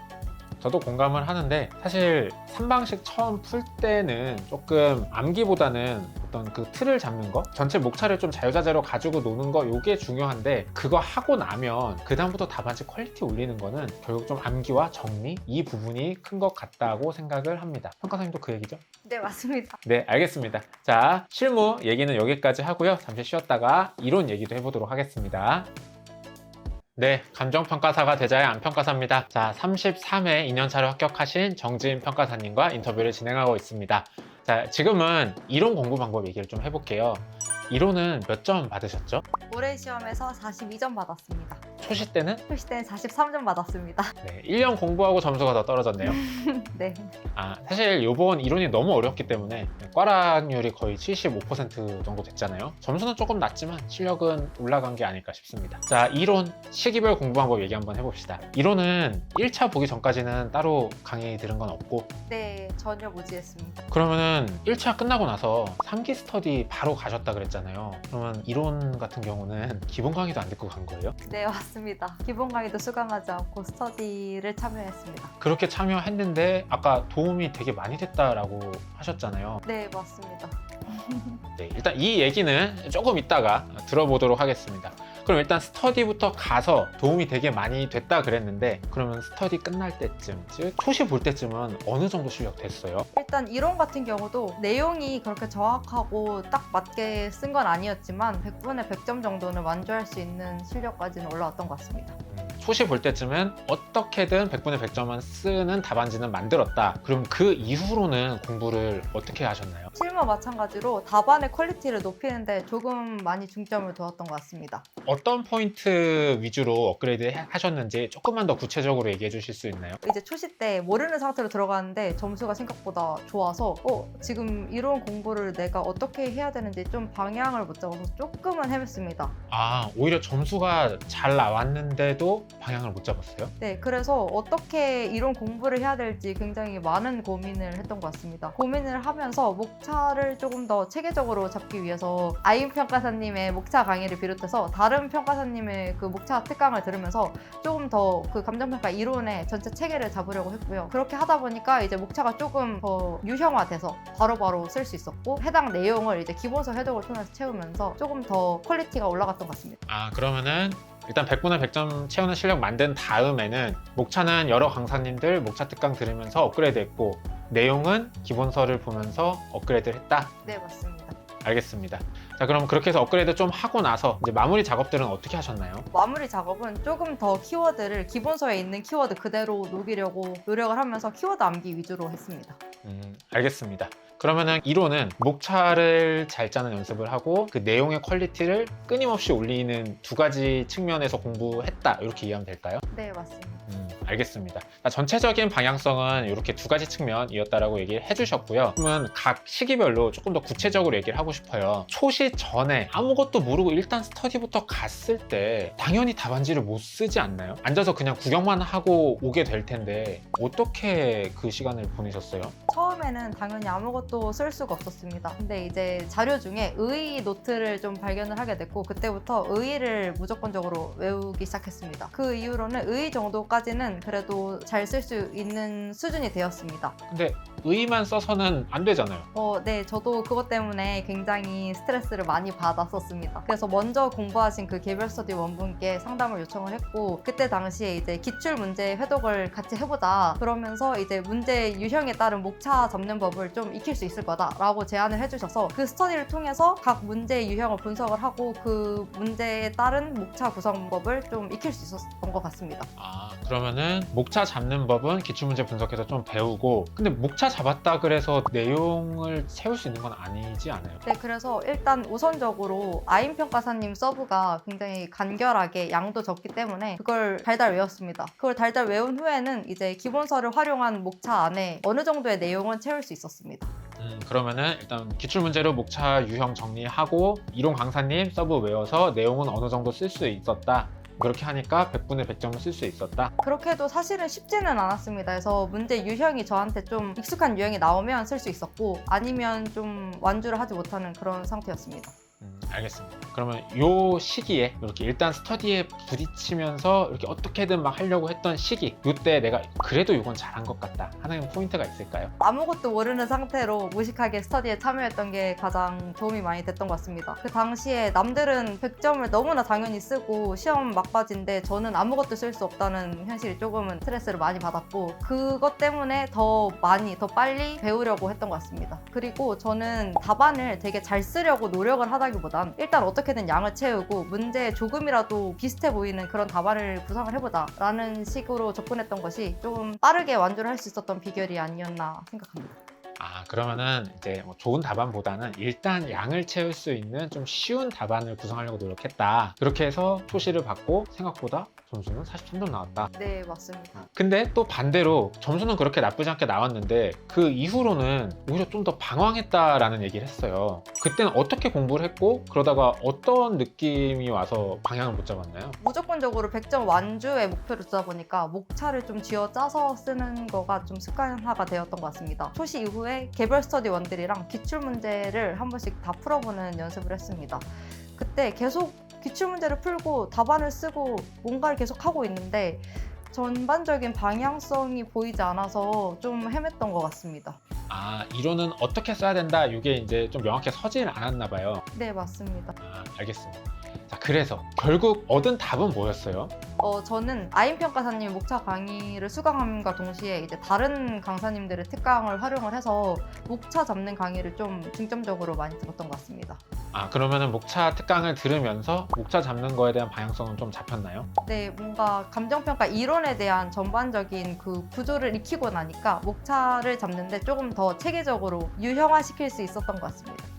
목차는 방향성을 잡았고 그럼 내용적인 부분에서도 방향성이 잡혔나요? 그 전에는 사실 서브의 회독을 늘린다라고 얘기를 하는 게 서브에 있는 키워드를 암기한다라는 느낌보다는 어떤 내용이구나 개념을 이해하는 정도에 그쳤던 것 같습니다. 그래서 그 내용을 쓰기는 쓰는데 이제 좀 더 구구절절하게 길게 늘어지는 그런 듯한 느낌을 받았습니다. 그래서 그 아임평가사님 서브에 있는 키워드 중심으로 암기를 시작을 했고요. 그리고 나서 이제 그 키워드를 제가 뽑은 게 아니다 보니까 조금 서술하는데 문제점이 있다고 생각을 해서 좀 줄글로 된 기본서를 구해서 그걸 회독을 늘려갔습니다. 그렇게 해서 그 회독을 늘리니까 내용적인 측면에서 뭐가 좋아졌어요? 일단 줄글로 된 기본서를 회독을 하면서 조금 더 이해 측면이 좀 깊어졌다고 생각을 하고 제가 선별한 키워드를 중심으로 암기를 들어가고 그걸 좀 답안에 녹여내다 보니까 좀 더 답안 작성의 퀄리티가 깔끔하게 올라가지 않았나 생각합니다. 공감합니다. 이게 사실은 남이 따준 키워드가 처음에는 좋지만 결국 뭔가 내 글을 쓰기 위해서는 내가 조금 더 기본서도 보고 내가 키워드도 따고 이게 좀 더 도움이 되는 면은 있죠. 네, 맞습니다. 그 키워드는 어떻게 땄고 그걸 어떻게 정리해서 어떻게 암기하셨어요? 일단 줄글로 된 그 목차 안에서 제가 생각하는 키워드라고 하는 부분을 형광펜으로 표시를 해놓고 그렇게 꾸준하게 이제 회독을 늘려갔고 그 다음에는 시간을 좀 세이브를 하기 위해서 목차집을 또 다시 만들어서 그 옆에 제가 선별한 키워드를 적어놓고 그걸 암기했습니다. 그리고 스터디 답안을 작성을 할 때 꼭 그 키워드만큼은 답안에 녹여내려고 노력을 했습니다. 만약에 서술이 조금 부족하다, 좀 어색하다라고 느껴질 때는 추가적으로 더 많은 키워드를 따서 암기를 하는 방향으로 서브를 수정해 나갔습니다. 이론 내용 업그레이드는 결국은 이제 키워드를 조금 더 꼼꼼하게 정리해서 암기하고 그거를 편출해냈다. 네, 맞습니다. 알겠습니다. 그럼 이런 식으로 목차 잡는 방법 익히고 키워드 정리해서 내용 퀄리티 올리고 이렇게 끝까지 공부한 건가요? 네, 맞습니다. 끝까지 계속해서 키워드는 수정해 나가고 암기해 나갔습니다. 알겠습니다. 그럼 이렇게 일단 기본적인 내용들 퀄리티를 올리셨고, 이론 공부할 때 또 마지막쯤 되면 강론이나 디테일한 내용들 정리해야 되잖아요. 그래서 그런 것들은 어떤 걸로 어떻게 정리하셨어요? 강론의 경우에는 기본서를 보기보다는 실무 기준이랑 실무 기준 해설서를 위주로 공부를 했습니다. 어떻게 보셨어요? 그냥 읽었나요? 실무 기준 해설서의 경우에는 법제처에서 다운을 받으면 그 위계가 잘 보이지 않아서 따로 제가 정리를 해서 그걸 기준으로 암기를 했습니다. 그럼 별도로 서브를 또 만든 건가요? 서브를 만들었다기보단 조금 정리를 했다라는 표현이 더 맞을 것 같습니다. 아, 보기 좋게? 네. 아, 그렇군요. 그리고 아까 사전 인터뷰 할 때 해설서를 좀 더 쉽게 암기했던 스터디를 하셨다 그랬는데, 그거는 뭐 어떻게 하셨던 거예요? 저는 온라인으로 밴드를 이용해서 스터디를 진행을 했습니다. 한 2달 정도 기간을 잡고 1회독을 하자라고 생각을 해서 매일매일 일정한 분량의 파트를 배분을 하였고요. 해당 파트를 읽고 나서 각 스터디원들이 한 문제씩 문제를 냈습니다. 그리고 낸 문제를 이제 각자 답을 맞춰가면서 그렇게 공부를 했습니다. 문제를 냈다는 게 어떤 식으로 문제를 낸 거예요? 문장을 써놓고 빈칸 뚫기의 문제도 있었고 OX 퀴즈 문제도 있었습니다. 아, 그래서 팀원들이 각자 뭐 자기 담당한 파트 문제 내고 다른 사람들이 맞추고, 그럼 그냥 지루하게 외우는 것보다는 훨씬 도움이 많이 됐겠네요. 네, 일단 읽고 문제를 내는 과정에서 제가 어떤 문제를 낼지를 고민하면서도 한 번 더 생각을 하게 되고, 다른 스터디원들의 그 답안을 맞추면서도 또 한 번 중요한 부분은 각인이 되었던 것 같습니다. 그리고 이론 시험이 얼마 안 남았을 때 그 퀴즈를 한번 빠르게 보면서 실무 기준 해설서를 조금 더 재밌게 회독할 수 있었던 것 같습니다. 아, 기존에 밴드에 만들었던 자료를 가지고 또 복습을 했구나. 네, 맞습니다. 알겠습니다. 자, 이렇게 해서 좀 더 힘들고 하기 싫은 강론, 해설서 공부를 잘 정복을 하셨군요. 그리고 뭐 요거 외에 또 이론 공부하실 때 도움이 됐던 공부 방법이 있었을까요? 목차 잡는 스터디를 굉장히 많이 했었는데요. 다른 개별 스터디원들과 온라인으로 시트에 이제 실시간으로 목차 잡는 시간을 설정을 해서 목차를 잡고 문제별로 잡은 목차를 비교를 해가면서 왜 이 목차를 잡게 되었는지, 안에 내용을 어떤 식으로 채워 넣을 건지 이런 토론을 되게 많이 했습니다. 그러면서 생각이 많이 확장되었던 것 같습니다. 네, 알겠습니다. 듣기만 해도 좋은 방법인 것 같습니다. 그리고 이론 공부할 때 또 고민하는 게, 이제 이론은 범위가 끝이 없잖아요. 이론의 공부 범위 어떻게 정하셨나요? 아임 평가사님 스터디 문제를 풀었고요. 다른 강사님 스터디 문제도 다 목차까지는 잡아봤습니다. 아, 다른 스터디 강사님 거는 몇 개 정도 더 봤어요? 한 3분 정도 더 봤던 것 같습니다. 아, 이론은 그럼 진짜 많은 문제를 봤네요. 네, 어떤 문제가 나오더라도 저는 기본서 중심의 목차를 뽑아내고 기본서 키워드를 활용한 답안을 쓸 수 있을 정도, 딱 그 정도까지 생각해 보았었습니다. 그러면 이거는요? 다른 강사님 문제들 풀다 보면 지엽적인 게 나오는 경우는 정말 그거 모르면 목차 못 잡는 경우들 있잖아요. 그런 문제에 딱 마주쳤을 때는 어떻게 소화했어요? 일단 제가 중요하다라고 생각하고 이거는 진짜 외워야겠다라고 생각이 들면 그건 따로 정리해서 암기를 추가적으로 했습니다. 아, 그리고 요거는 좀 별로 안 중요한 것 같은데 하면은 저의 소화할 수 없는 범위라 생각했습니다. 알겠습니다. 자, 평가사님, 이론 공부할 때 중요하다고 생각하는 거 좀 꼽아서 얘기해 주시면요. 일단 실무 기준과 실무 기준 해설서는 계속해서 보는 것을 추천드립니다. 특히 실무 기준 같은 경우는 정말 달달 암기가 되어 있어야 된다고 생각합니다. 실무 기준 해설서도 외웠어요? 모든 내용을 다 완벽하게 암기한 건 아니지만 강사님이 중요하다라고 체크해 놓은 부분은 꼼꼼하게 외웠습니다. 알겠습니다. 그럼 중요하지 않은 부분은 읽기는 했어요? 아니면 그냥 아예 됐다? 저는 꾸준히 읽었습니다. 아, 읽는 것도 꾸준히 하고 정말 실무 기준이나 해설서의 비중을 좀 많이 두고 공부를 하신 거네요. 네, 강론 같은 경우는 암기를 하지 않으면 아예 손도 못 대는 부분이라 생각해서 절대적으로 암기를 할 수밖에 없었습니다. 네, 알겠습니다. 사실 그 강론 암기하는 게 진짜 하기 싫은데 하기 싫진 않았어요? 쉽지는 않았습니다. 근데 개별 스터디 원들이랑 일정한 범위를 정해놨기 때문에 거의 억지로 끌려가듯이 했습니다. 아, 오히려 개별 스터디를 활용해서 좀 어떻게든 끌고 나갔다? 그렇군요. 자, 그리고 혹시 또 중요하게 생각하시는 포인트가 있을까요? 제가 하지 못했던 부분인데 서브를 활용하기보단 기본서를 중심으로 해서 계속 회독을 늘려가는 걸 추천드립니다. 서브를 만들다 보면 어쩔 수 없이 이제 제가 중요하다고 생각하는 부분은 키워드를 많이 뽑을 수밖에 없고 중요치 않다라고 생각하는 부분은 목차만 남겨두고 그냥 넘어가는 경우도 있습니다. 이번 시험의 경우에서 4번 같은 경우 초과토지, 잉여토지는 제가 주의 깊게 보지 않았기 때문에 좀 준비가 덜 되어 있었다고 생각합니다. 만약에 기본서 회독을 했었더라면 꼼꼼히 거기까지 챙길 수 있지 않았을까라고 생각합니다. 기본서를 읽으면 어쨌든 C급, D급까지도 읽게는 되니까 그게 조금 더 준비할 때 방어적으로 준비가 되는 것 같다는 건가 봐요. 네, 맞습니다. 똑같이 읽을 필요는 없지만 이제 강력 조절을 하되 그래도 기본서를 보게 되면 빠뜨리지 않고 한 번쯤은 보게 되니까 그게 좀 기억에 많이 남을 것 같습니다. 네, 알겠습니다. 그리고 또 중요하다고 생각하는 포인트가 있을까요? 답안 작성을 계속해서 하기보다는 조금 더 많은 문제의 목차를 잡아보는 것을 추천드립니다. 직접 써봐야 내가 글의 완성도도 올라가는데 그 목차만 잡아도 괜찮아요? 단순 목차만 잡는 것에 그치는 것이 아니라 목차 내에 어떠한 내용을 쓸지 그런 걸 한번 생각해 보는 것만으로도 충분히 나중에 답안 작성할 때 쓸 수 있다고 생각합니다. 목차만 잡으면 그 답안 작성의 디테일은 조금은 떨어질 수 있으나 그걸 보완할 정도로 더 많은 양의 문제를 접해볼 수 있기 때문에 저는 목차 잡는 것을 굉장히 추천드립니다. 직접 풀 시간 아껴서 목차를 차라리 많이 잡는 게 나은 것 같다. 네, 맞습니다.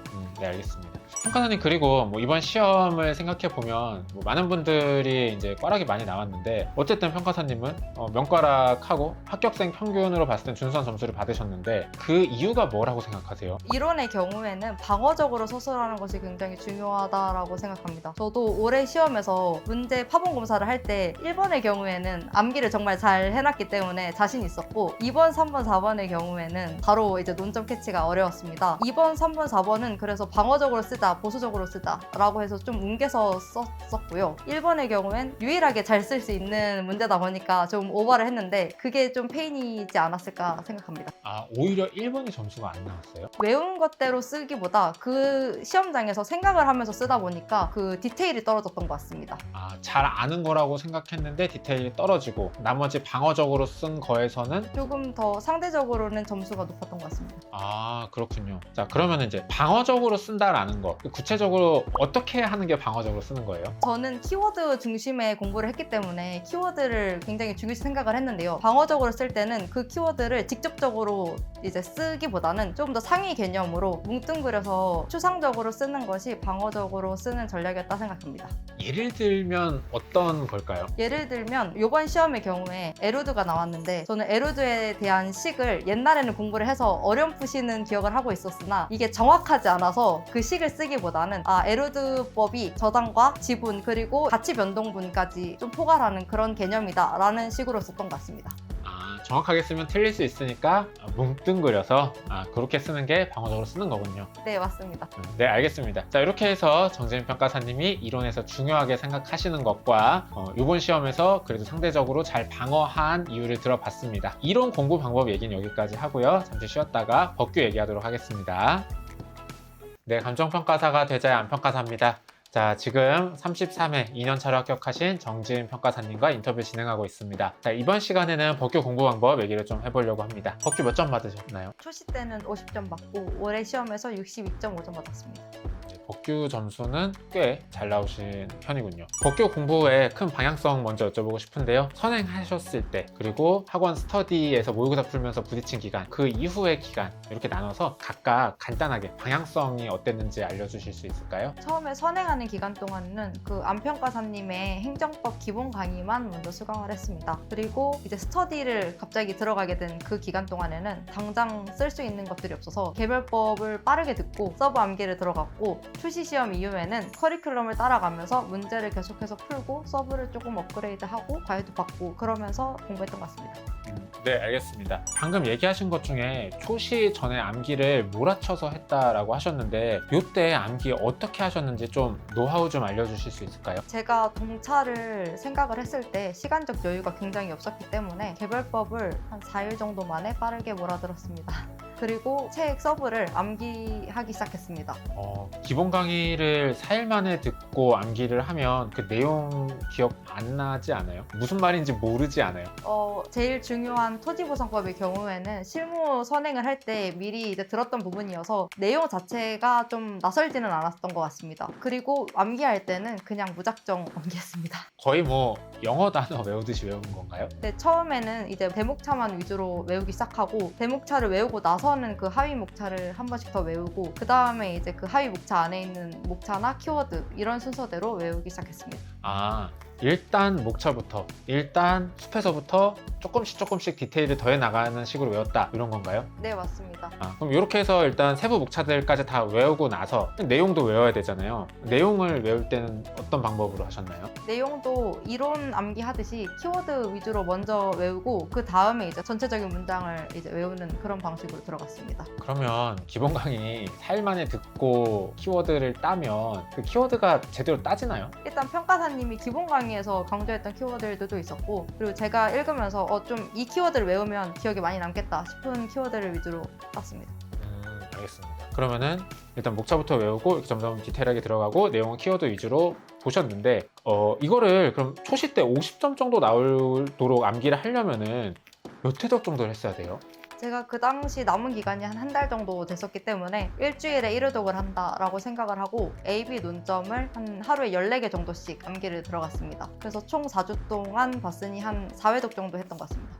AB 논점을 사실은 처음 외울 때는 한 논점 외우는데도 2~3시간씩 걸리는 게 일반적인데 그게 14개가 외워지나요?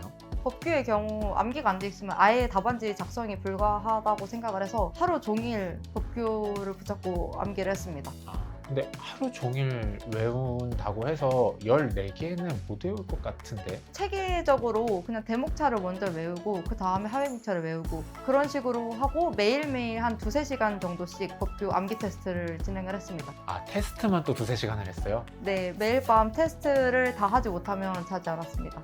그럼 조금 궁금한데 그럼 처음 일주일 동안은 대목차 다 외운 거예요? 처음 일주일 동안은 대목차뿐만이 아니고 그 목차 체계까지는 다 암기를 했습니다. 두 번째 볼 때는 거기에다가 키워드 중심으로 해서 좀 얹었습니다. 그리고 그거를 이제 한 번, 두 번 또 반복했고 네, 맞습니다.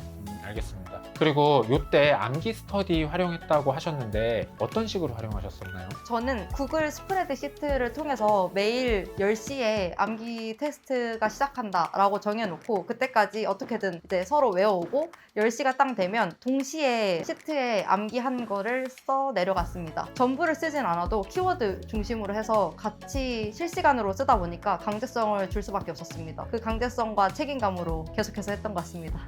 그러면 다 같이 그 구글 공유 문서에 쓰면서 테스트를 보는 게 그것만 2~3시간 정도 걸렸다? 네, 저는 꽤 키워드를 많이 썼기 때문에 2~3시간까지 걸렸던 것 같습니다.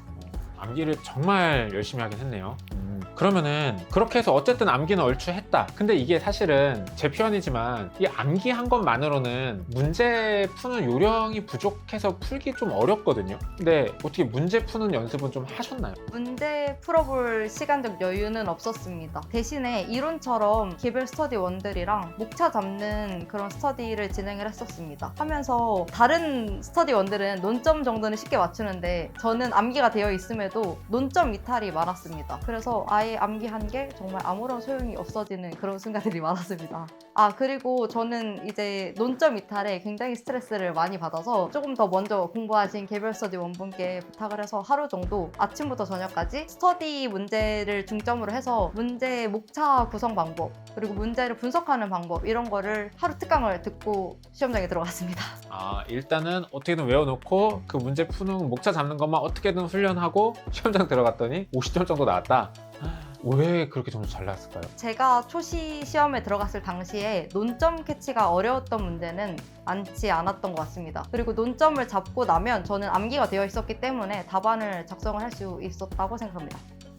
알겠습니다. 일단 뭐 좀 그 해 시험 문제 특성상 조금 암기가 잘 된 사람들한테 유리했다 이렇게 이해할 수 있겠네요. 자, 그렇게 소시 들어가서 시험 생각보다 점수도 잘 나왔고 그 이후로는 전체적으로 공부 방향 어떻게 잡았어요? 초시 때까지 AB급 정도의 논점은 거의 다 암기가 되어 있던 상태였기 때문에 그 뒤부터는 암기에 중점을 두기보다는 서브에 대한 내용을 좀 더 업그레이드를 시키고 문제를 풀어가면서 그 문제 목차 구성하는 방법 그런 걸 중점적으로 공부를 해나갔습니다. 알겠습니다. 그 방법대로 그냥 끝까지 쭉 했다? 네, 맞습니다. 알겠습니다. 그리고 저는 토시 때 법규 점수가 꽤나 높게 나와서 법규를 전략 과목으로 삼아야겠다라고 생각을 하고 과외도 추가적으로 들었습니다. 알겠습니다. 자, 과외 얘기는 이따 조금 더 여쭤보기로 하고요. 평가사님, 법규에서 중요하다고 생각하는 포인트들이 뭐가 있을까요? 일단 우선적으로 제일 중요한 건 암기였던 것 같고요. 그리고 나서는 이제 문제에 맞는 목차 구성법, 그게 가장 중요하다고 생각합니다. 또 법규의 경우에 암기를 한 것을 그대로 바르는 것이 아니고 사안의 포섭을 조금 더 디테일하게 해주는 게 좀 더 중요할 것 같습니다. 알겠습니다. 그러면은 암기 중요하고 문제에 맞는 목차 구성 중요하고 사안의 경우 디테일하게 쓰는 게 중요하다. 그러면은 암기는 아까 얘기했으니까 넘어가고요. 문제에 맞는 목차 구성을 한다. 이거는 뭔가요?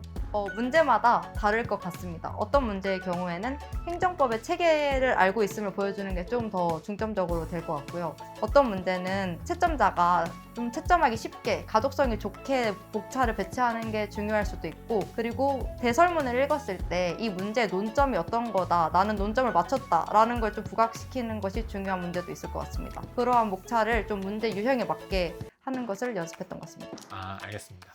그리고 세 번째로 하셨던 게 사안의 경우인데 요거는 좀 어떻게 또 팁이 있나요? 사안의 경우는 많이 써야 된다는 사실은 알고 있음에도 어떻게 써야 될지 좀 막연했습니다. 그래서 일단 사안의 경우 안에 목차를 조금 세분화하려고 노력을 했습니다. 세분화해서 사안의 경우를 좀 많이 썼다라는 걸 좀 가시적으로 보여주려고 했고요.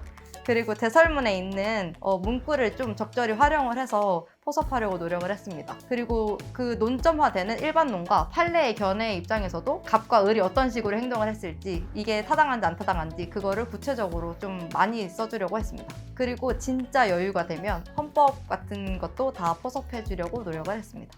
네, 알겠습니다. 자, 그리고 이제 법규 공부하는 분들은 또 법전을 어떻게 공부하는지 궁금해 하시는데요. 법전은 어떻게 공부하셨어요? 법전도 따로 법제처에서 한글 파일로 다운을 받아서 좀 보기 좋게 정리를 해서 봤던 것 같습니다. 법전 암기는 어느 정도까지 하셨어요? 중요한 부분은 토시 하나 안 틀리고 달달 외우려고 했습니다. 법전 조문 암기 스터디를 전화로 하기도 했었습니다. 토시까지 안 틀리고 암기하는 거는 요즘 트렌드 치고는 조금 과했는데 와, 이렇게까지 해야 되나 이 생각은 안 했어요? 법전은 다들 많이 봐야 된다. 그리고 우리 법에서 책을 하나만 남기면 법전을 남기겠다라는 분들도 많으셔가지고 저는 당연히 그렇게 해야 되는 줄 알았습니다. 그때 한번 제대로 암기를 해놓으니까 잊어먹더라도 이 조문과 이 항이 어떤 내용을 담고 있다라는 정도는 확실하게 기억에 남을 수 있었습니다. 좀 애초에 빡세게 해놓으니까 조금 기억 안 나도 남들보다는 더 잘 기억했다? 네. 조문은 다 보셨나요? 법 같은 경우는 일단 다 봤고요. 명칙의 경우에는 좀 논점화되는 부분들만 발췌해서 봤습니다. 알겠습니다. 자, 그리고 또 법규 공부하시는 분들이 궁금해하시는 게 공부 범위 어디까지 잡아야 될지 많이 고민하시는데요. 평가사님은 공부 범위 어디로 잡으셨어요? 저는 안평가사님 강의를 주로 들었기 때문에 일단 안평가사님 강의를 무조건적으로 다 소화를 하려고 했고요. 스텝 3와 4 같은 경우는 반복해서 계속해서 풀었습니다. 그리고 나서 정말 할 게 없다, CD급까지 웬만큼 다 봤다라고 생각이 들었을 때는 다른 한 강사님을 선택을 해서 그분의 스터디를 목차 정도 잡아보았습니다. 알겠습니다. 그리고 아까 법규 과외를 받았다는 얘기를 하셨잖아요. 과외에서는 어떤 것들이 도움이 되셨어요? 과외에서는 소수로 진행이 되다 보니까 저의 답안을 1대1로 첨삭을 해주시는 점이 가장 좋았습니다. 첨삭을 하면서 저만의 그 답안지의 나쁜 버릇들을 고칠 수 있었고, 그 당시에 제가 암기만 좀 무식하게 많이 했다 보니까 암기를 그대로 바르는 경우가 많았습니다. 그러면 이제 과외 선생님께서 매몰차게 출제자가 원하는 답을 써야 된다, 이거는 원하는 답이 아니다, 이렇게 쓰면 안 된다 라고 엄청 많이 혼났습니다. 그러면서 출제자가 보고자 하는 목차 구성법, 그런 걸 많이 연구할 수 있었던 것 같습니다. 네, 알겠습니다. 자, 그러면 이렇게 돌이켜 봤을 때 내가 법규 공부 이건 좀 잘한 것 같다. 처음에 A, B급을 초시 때까지 다 외웠던 거가 제일 잘했던 것 같습니다. 그때 실력이 많이 느는 건가요? 엄청 많이 늘었습니다. 알겠습니다. 그리고 반대로 그래도 이거 좀 아쉽다. 아쉬웠던 거는 사실 서브를 정말 닳도록 많이 봤었는데 이번 시험에서 아는 만큼 다 못 쓰고 나왔다라는 생각이 좀 들었어서 아쉬웠습니다. 62점 나왔으면은 잘한 겁니다. 너무 아쉬워할 필요는 없을 것 같아요. 네, 알겠습니다. 자, 우리 정지인 평가사님과 법규에 대한 얘기도 해봤고요. 잠시 쉬었다가 이제 실제 시험장에서 문제 어떻게 푸셨는지 얘기해 보도록 하겠습니다. 네, 평가사가 되자의 안평가사입니다. 자, 33회 2년차로 합격하신 정지인 평가사님과 인터뷰 진행하고 있습니다. 자, 이번 시간에는 평가사님 실제 시험장에서 문제 어떻게 푸셨는지 좀 얘기를 들어보려고 합니다. 평가사님께서 실문한 이론도 사실 잘 보셨는데 법규를 굉장히 잘 보셨기 때문에 법규에 대해서 어떻게 느꼈고 어떻게 답안을 작성하셨는지 얘기 한번 들어보도록 하겠습니다. 자, 문제 받았습니다. 딱 바꿔서 뭐 했어요? 바꿔서 일단 파본 검사 때 문제를 살펴봤는데 첫 장부터 쉽지는 않았습니다. 바로 소정법이 나와버리는 바람에 조금은 긴장을 하고 문제를 봤던 것 같습니다. 그래서 저는 문제를 1번부터 4번까지 다 목차를 다 잡아놓고 들어가는 편이라서 보통 1번부터 풀기 때문에 봤는데 논점이 파악이 안 됐습니다. 1번은 그래서 먼저 일단은 넘겼고요. 물음 2번 같은 경우는 바로 그냥 사실상 사도에 대해서 쓰면 되겠다. 목차 구성만 조금 이 물음에 맞게 하면 되겠다라는 생각으로 들었고요.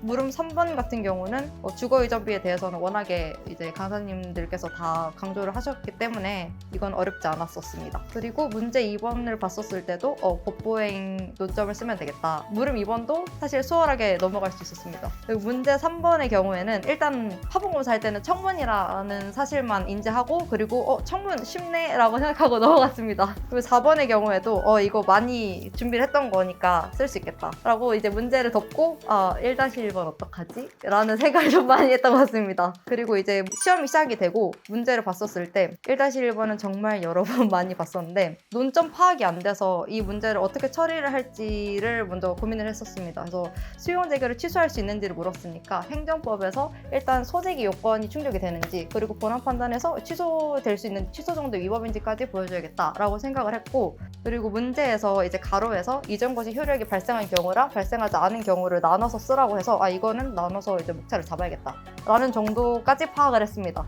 그리고 일단 바로 모르겠어서 넘어갔습니다. 물음 2번은 아까 이제 다시 읽어도 역시 사실상 사도 쉽네 하고 넘어갔습니다. 그리고 이제 암기한 목차를 빠르게 대목차 위주로 해서 써내려갔습니다. 그리고 물음 3번 같은 경우도 아까 주거 이전비였고 사실 배점이 조금은 많아서 당황을 했었는데 사안의 경우를 늘려서 쓰자라는 마인드로 이제 20점 정도면 그래도 채울 수 있겠다라고 생각하고 넘어갔습니다. 그래서 목차를 이제 분석을 하면서 다 잡아놨습니다. 물음 1번을 제외하고는. 문제 2번 같은 경우도 사실 법부행 논점은 바로 파악을 했는데 배점이 20점이어서 법부행 저희가 외운 건 이제 10점 정도 분량이어서 좀 당황을 하기는 했었습니다. 그래서 이것도 마찬가지로 평소 그냥 사안의 경우를 많이 목차를 쪼개서 쓰는 걸 연습을 했어서 사안의 경우를 진짜 최대한 많이 풍부하게 써보자 라고 하고 목차를 잡아놨습니다. 그리고 물음 2번 같은 경우는 그냥 서브 복붙해야 된다고 해서 목차에 그냥 바로 들어갔습니다. 문제 3번의 경우에는 청문이라는 것만 파악을 하고 문제를 읽어 들어갔는데 개별법에서 청문하면 45조밖에 생각이 갑자기 안 나는 겁니다. 그래서 45조에 해당하는 건가 하면서 뒤에 법조문을 봤는데 해당 사안의 경우는 45조에 해당하는 청문 사유가 아니었습니다. 그래서 뭔가 조금 이상한데? 그럼 27조에 대한 내용을 조금 써야 되나? 갑자기 거기서부터 이제 좀 멘붕이 왔었습니다. 그래서 일단은 청문 그 45조 중점으로 해서 목차를 잡아놨었습니다. 그리고 문제 4번의 경우에는 그냥 이제 단문이어서 그냥 거의 목차도 잡지 않았었습니다. 그리고 다시 문제 1번 물음 1로 넘어와서 아까 행정법적인 체계까지는 생각을 해서 목차를 따로따로 잡고 그리고 이제 이 대설문을 읽으면서 뭘 안 했나 엄청 고민을 많이 했는데 얘는 지금 이전고시 효력이 발생을 하면 실무에서 그럼 소유권이 넘어간다 라고 말씀을 해주셨던 게 기억이 나서 그래서 이전고시 효력이 발생한 경우에는 얘가 수용재결 취소를 주장을 해도 만약에 이제 소유권이 넘어갔으니까 원상회복에 불과한 거 아닌가? 라는 생각이 먼저 들었고 그러면서 그러면 소재기적 법성 중에 협의의 소액에 그 원칙적으로 협의의 소액이 인정되지 않는 경우에 해당하는 거 아닌가? 이러면서 좀 고민을 했습니다. 왜냐면 이렇게 문제를 풀어본 적이 없어서 좀 고민을 많이 했었습니다. 그래서 일단은 협의의 소익 논점이다 라고까지만 써놓고 그리고 이전고시 효력이 발생하지 않은 경우에는 그럼 소유권이 넘어가지 않았으니까 문제가 되지 않는데 뭐가 또 있을까 하다가 이제 여기서 대설문에서 명시적으로 절차상 하자를 보여줬고 뒤에 조문에서도 절차상 하자에 대한 걸 좀 근거 조문을 줘서 그걸 활용을 해서 절차상 하자로 풀어야겠다라고 생각이 들었습니다. 그래서 물음 1번까지 얼추 논점을 잡았다라고 생각을 했는데 10점이어서 굉장히 당황했습니다. 쓸 건 너무 많은데 10점이었습니다. 그래서 일단 거기까지 생각을 하고 있는데 저의 그 목차 잡는 맥스 시점인 100분을 넘어가고 있어서 더 이상 늘어지면 이제 답안의 완주가 어렵겠다 생각해서 바로 펜을 들고 들어갔습니다. 그래서 이제 그때부터는 정말 열심히 그냥 이미 생각은 다 마쳤으니까 열심히 완주한다라는 생각으로 정말 빠르게 썼던 것 같습니다. 3번에서는 쓰다가 이거 아닌 것 같은데 어떡하지? 라고 생각이 들었는데 그때 당시에는 이게 개별법에 해당되지 않으면 근거 해당 상위법인 행정법을 썼어야 됐다. 그리고 행정법의 그 22조 1항의 3호였나요? 그 조문이 생각이 나지 않아서 그래서 저는 개별법만 검토를 하고 얘는 청문사유가 아니다. 그래서 네, 완전 얘는 나갔습니다.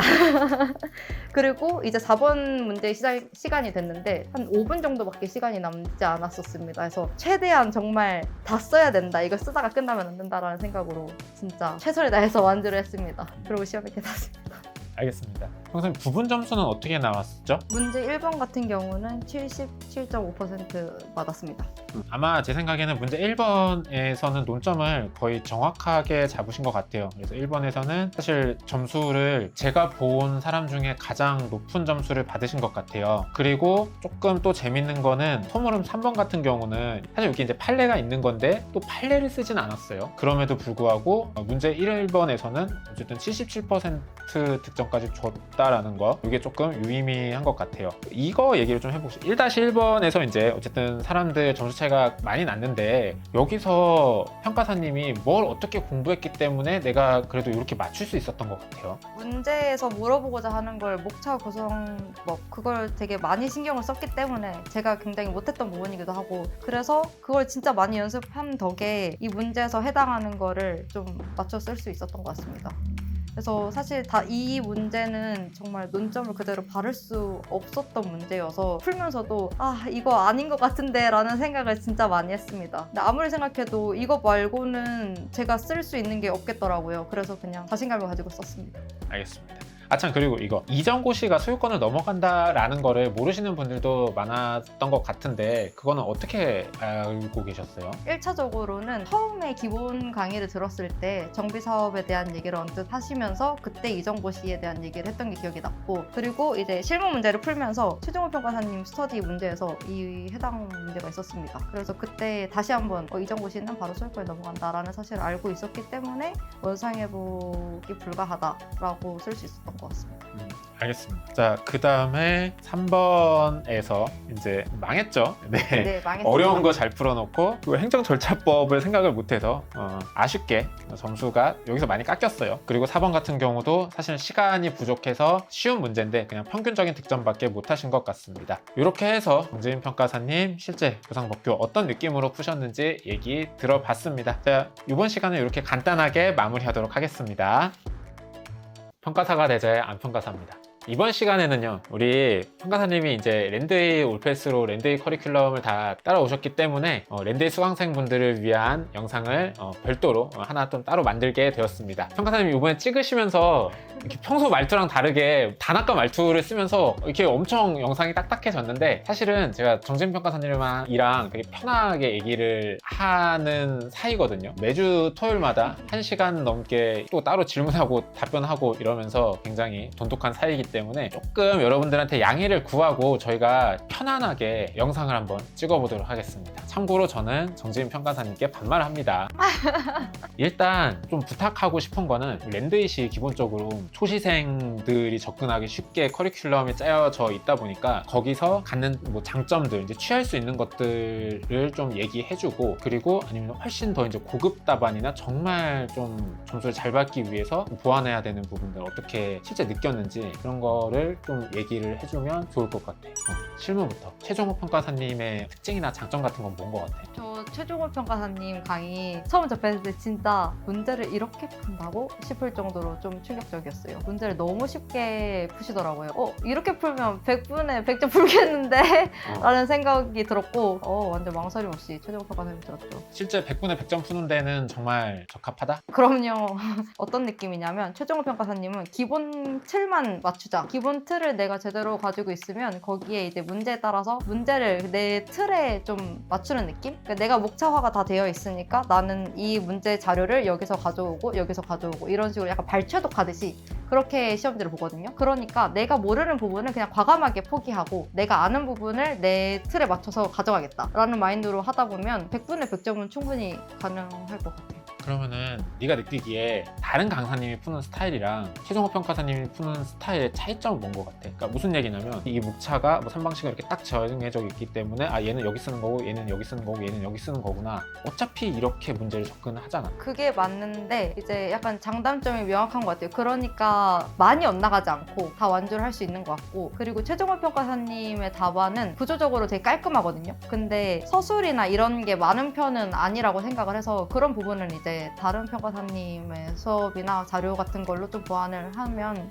충분히 가능했던 것 같습니다. 그러면은 최정호 평가사님 강의 듣고 어느 정도까지 한 다음에 어느 정도 시점이 됐을 때 서술이랑 그런 디테일한 거 채워 넣는 거를 어떻게 준비하면 되는지, 일단 그런 거는 언제 이후로 해야 돼? 저는 근데 사실 2차 선행 먼저 했잖아요. 그래서 처음부터 좀 다른 평가사님 문제도 구해서 풀었었는데, 아예 처음 들으시는 분이라면 최종 평가사님이 좋은 게 기본 이론 딱 하고 바로 그거에 해당하는 문제를 좀 한 몇 주간 주시거든요. 그 문제를 정말 완전히 진짜 숙지할 정도로 풀고 그게 기본이 다 된 다음에 이제 조금 더 추가적으로 문제가 필요하다라고 하면 그때서 이제 다른 강사님 문제를 구해가지고 푸는 게 좋을 것 같아요. 처음부터 너무 넓혀버리면 내 틀도 제대로 정립이 안 되어 있는데 더 흐지부지 되는 느낌? 처음에 내 틀을 이렇게 만들었는데 다른 강사님은 사실 다른 유형으로 풀기도 하거든요. 그러면 모든 과목이 마찬가지지만 내 체계가 좀 흔들리는 느낌이 많이 들 것 같아요. 그거는 사실 다른 과목도 마찬가지죠. 법규도 일단은 내 강사님 거 소화하고 나서 듣는 거고. 그러면은 그 서술이나 디테일 같은 거는 어떤 식으로 좀 챙기는 게 좋아? 제 성향에 맞는 분 한 분 결정해서 그분 문제 위주로 정리했어요. 그분의 어떤 서술 같은 거 다 뽑아서 아까 얘기한 것처럼 서버에다가 서술을 다 정리해서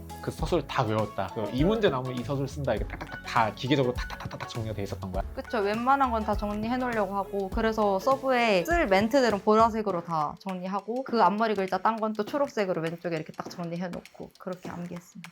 알겠습니다. 전반적으로 공부 방향 그렇게 잡고 최 평가사님 기본 강의 들을 때 그때 이런 거는 잘 챙겨야 된다 하는 거 있었어? 일단 아까 말했던 것처럼 무조건 기본 강의 뒤에 있는 그 스탠다드 문제를 충분히 숙지할 만큼 반복해서 풀어라. 충분히 숙지한다는 거의 기준은 뭐야? 완벽하게 내 모든 논점을 거기 썼다. 오히려 평가사님이 안 쓰는 서술까지도 내가 썼다. 약간 이런 느낌? 진짜 이 문제는 내가 완벽하게 풀 수 있다. 근데 한 3번, 4번 보다 보면 그냥 그 문제 외워져서 딱 보자마자 풀게 되는 게 보통이잖아. 그치만 그 문제는 외워도 괜찮은 것 같아요. 워낙에 워낙 기본이 되는 문제. 아, 그럼 그렇게 해서 너무 많이 풀어서 외우는 거 포함해서까지 내가 가지고 놀 수 있는 정도로 만들어라? 그리고 사실 외운다고 해도 완벽하게 풀기는 쉽지는 않아요. 아, 그치. 외워도 단가까지 딱딱 맞추는 거는 좀 몇 번. 숫자는 애초에 고려서 안 되는. 아, 애초에 숫자는 그냥 관심 없고 못 맞춘다. 쭉쭉쭉 풀 수 있으면은 그 자신감 가지고 다른 문제로 넓혀라. 네. 그리고 또 최평가사님이 강의를 하는 거 보면은 서브 정리해가지고 문제를 많이 푸는 게 아니라 그 서브 정리해서 서브를 외우고 그거대로만 풀면 된다 해서 양치기 안 하고 실무 문제 푸는 시간 엄청 줄여서 하는 그런 공부 방법인데, 그거에 대해서는 어떻게 생각해? 그게 가장 효율적인 방법이라고는 생각을 해요, 이론적으로는. 근데 최종호 평가사님은 직장 병행이시잖아요. 저는 완전 전업수험생이어서 그렇게까지 극단적으로 줄일 필요는 없다고 생각했고, 모두가 매일 100점을 푸는 게 수험계 추세다 보니까 나만 안 푸는 건 조금 지쳐지는 느낌이 들더라고요. 그리고 양치기가 틀린 방법이 아니라는 것도 알고 조금 더 효율이 떨어질 수는 있지만 안전한 방법이지 않나라고 생각했습니다. 편하지. 네, 적절히 그냥 서브도 정리하면서 너무 그렇게 매일 100점, 200점의 강박을 가지지 않되 그냥 꾸준히 그냥 타협을 보면 되지 않을까 생각해요. 나는 솔직히 어떤 느낌이 있냐면은 그래도 최종호 평가사님도 나오고 하면서 양치기가 그래도 많이 줄어든 것 같아. 뭐냐면은 너는 그러니까 100점 풀었다고 해서 지금 약간 문제 많이 풀었다 얘기하잖아. 우리 때는 100점은 기본이고 200점 정도는 풀어야 좀 풀었다고 300점씩 풀었다는 사람들도 종종 있었거든. 근데 그런 거에 비하면은 그래도 문제 정말 안 푸는 쪽으로 전체적으로 흘러가고 있는 것 같기는 해. 그래도 전업이면은 그 정도 하는 거는 충분히 시간도 허락되고 안전하기도 하고 나쁘지 않은 방법 같아. 시간적 여유가 있으면 문제는 많이 풀수록 좋죠. 그치? 그치. 많이 풀수록 좋지. 당연히. 당연한 얘기를 했구나. 만약에 양측이 내 하루에 좀 100점 정도 느낌으로 푼다라고 하면은 어쨌든 최평가사님 문제로는 당연히 부족하잖아. 그러면은 다른 거는 뭐 문제집을 푸는 게 좋은 것 같아? 아니면은 스터디 문제 뭐 한 강사님 정도 아니면 여러 강사님 많이 풀수록 좋다. 어떤 것 같아? 문제집 문제를 풀기보다는 스터디 복사집 가면 문제 많잖아요. 그런 데서 단과 문제나 아니면 다른 학원 스터디 문제를 푸는 게 좀 더 낫지 않나. 요즘 또 트렌드가 살짝 문제집은 조금 덜 푸는 트렌드로 가는 것 같기도 해. 그러면은 강사님은 어느 정도? 강사님은 뭐 많이 들어서 다소화를 할 수 있을 정도의 여력이 되면 다 듣겠지만 저는 지금 최종호 평가사님의 커리큘럼을 타고 있기 때문에 거기에 너무 상충되지 않는 한 분 정도 보는 게 현실적으로는 그게 맞지 않나 라고 생각해요. 너무 싫은 너도 한 명 정도만 받고? 그렇죠. 기본 강의 외에 평가사님 스터디를 풀면서 이제 이런 것들은 좀 주의하거나 이런 것들을 좀 꼭 챙겨가야 된다. 최평가사님이 굉장히 러프하게 푸시는 편이고 이렇게 풀 수도 있으니까 이렇게 풀어도 돼 이렇게 풀어도 돼 라고 이제 가능성을 많이 열어주시는데 그럼에도 불구하고 스터디 강평 때 자료를 챙겨주시고 강조하시는 부분이 있어요. 그런 건 진짜 꼭 빼먹지 않고 챙겨가야 되는 부분이라 생각해요. 최평가사님이 챙기라는 건 정말 무조건 챙겨라. 오케이. 그리고 최평가사님이 러프하게 푸는 거에 비해서 스터디 문제는 어렵다라는 평가 많잖아. 그거는 어떻게 생각해? 어렵다기보다 좀 구조적으로 낯설게 많이 만들어주세요. 그래서 일단은 시간이 조금은 이제 100분 안에 들어오는 게 어려울 수는 있을 것 같아요. 저도 완주를 못했던 적도 종종 있었고 근데 이제 최평가사님 문제의 장점은 정말 낯선 문제에 딱 처음 봤었을 때 그 문제에 들어가는 그 로딩 시간 그걸 최대한 줄여보자. 그리고 어떻게든 완주 정말 그 최평가사님이 항상 강조하시는 그 완주 시간 관리하면서 너무 매몰되지 않고 간결하게 치고 넘어가면서 푸는 연습하기엔 최적이다. 뭐 실무는 이 정도 얘기해보면 될 것 같고 일단 이론, 이게 네가 생각하는 어떤 장점 그리고 단점을 보완하기 위해서 좀 추가적으로 하면 좋은 거 이런 거는 있어?